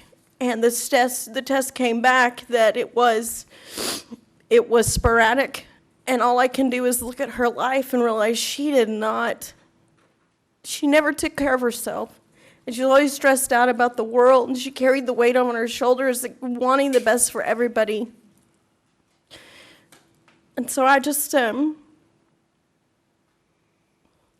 that you guys pray on this, and that God would lead you and show you that this is the best nation in the world. And I just would like to see it stay that way. And I would love to be able to put my kids back into public education. But at this time, I refuse. I will not bow to the knee and kiss the ring of the king and say, sure, give them Common Core, it's okay. Because I just don't believe it, so thank you. Okay, thank you very much. Appreciate that. Michelle Stallman, you're recognized. I'm an educator, a special education teacher. I'm teaching right now kindergarten through 5th grade. There's hardly anything that's been said good about Common Core right now, and there's not anything I think I can really add to it. I started last night thinking I'll just get there and talk with my heart because I'm so good about just kind of speaking off the cuff like that. And it worries some of my friends sometimes when I do that. But then, I got here and I started listening to people, and I thought, what more? I've got to add something else. I've got to tell them something else. And, oh, what about this? And, oh, what about that? So I spent my lunch break kind of tweaking up a speech, writing a speech. And the more that I sit here and listen to this, the more I hear that there's passion here. There's passion for learning. There's passion for teaching. There's passion for doing the right things by our students, by our own children, and we have to do that. And I've traveled all over Oklahoma, kind of in the beginning of Common Core, training other teachers about how to write across the curriculum and what best practices are.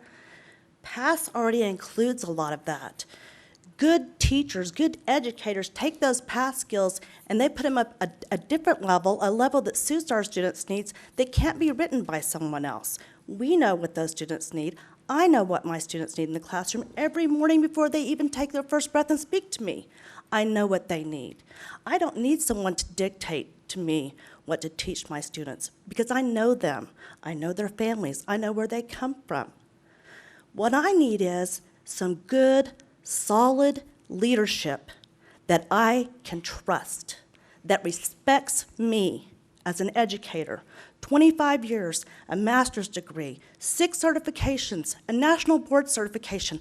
I deserve to sit at that table wherever it is. I deserve to have input because I've dedicated my life to this, because I have a passion above almost any other passion, because it's so much a part of who I am. So you can call it Common Core, you can call it PASS skills, you can call it toss down in Texas, but when I get in my classroom and I shut the door, I'm gonna do what's best for my little babies in there. I know what they need, and I wanna be trusted and respected, and I want a seat at that table to be heard. Could you speak to, for a minute, on the lack of modified assessments for special needs? That's in my notes. Have you been reading my notes? I teach. And you might explain exactly what that means, what you could do before and what you cannot do now. Last year, I was in a school district where I had 35 students in my classroom, severe profound, with toileting issues that could barely put sentences together, all the way to an autistic student who was a savant in math, still reading Clifford's Big Red Dog in 4th grade, but could do multi-digit multiplication in his head in a matter of seconds. And I was expected to give them the test, which was okay. You know what? Because I've been teaching special ed for 5 years. I've been teaching for 25, but I've been doing special ed for 5 years. I've done the ITBS, I've done the OCCT, I've done the OMAP, I've done the portfolio system. I know what's going to happen. I know what's going to be required of my students. And kids did well. When they get that modified test, they're still being tested on the skills that are expected of their grade level peers. For instance, something like round this number to the nearest 1,000. A special education student might be expected to round that number to the nearest 100. Instead of having 4 discriminators to choose from in a test, they might only have 3. Letters are bigger, less words on a page, and then we have accommodations like being able to read out loud to a student, having a student tested in a smaller group environment, and when we have enough volunteers, being able to test those students one-on-one, which would be me, the student, and another proctor. I had a student whose family is from Vietnam. Dad barely taught himself to speak English when he came here, has 2 sons, and they're both autistic. He doesn't understand what that means. There's no concept for that. There's no scaffolding, there's no baseline for that daddy. But his son, both of his sons, scored satisfactory and advanced in mathematics and reading. And I believe with my whole heart is because I was able to give that modified test. And one of those little babies took 4.5 hours to take that reading test that might be 10 or 15 pages long. And the whole time he's stroking me. Love you, Miss B. Love you too, Dylan. Go to number 3. But he did it, and I was allowed to give him those accommodations. That's a right that he has just like everyone else does. You know what? Next thing I know, that piece of support, that safety net that our students have has been ripped out from underneath me. No input, no nothing. Well, if he can score satisfactory advanced on the modified test, he should be able to do it on the regular test. It doesn't work that way, you know?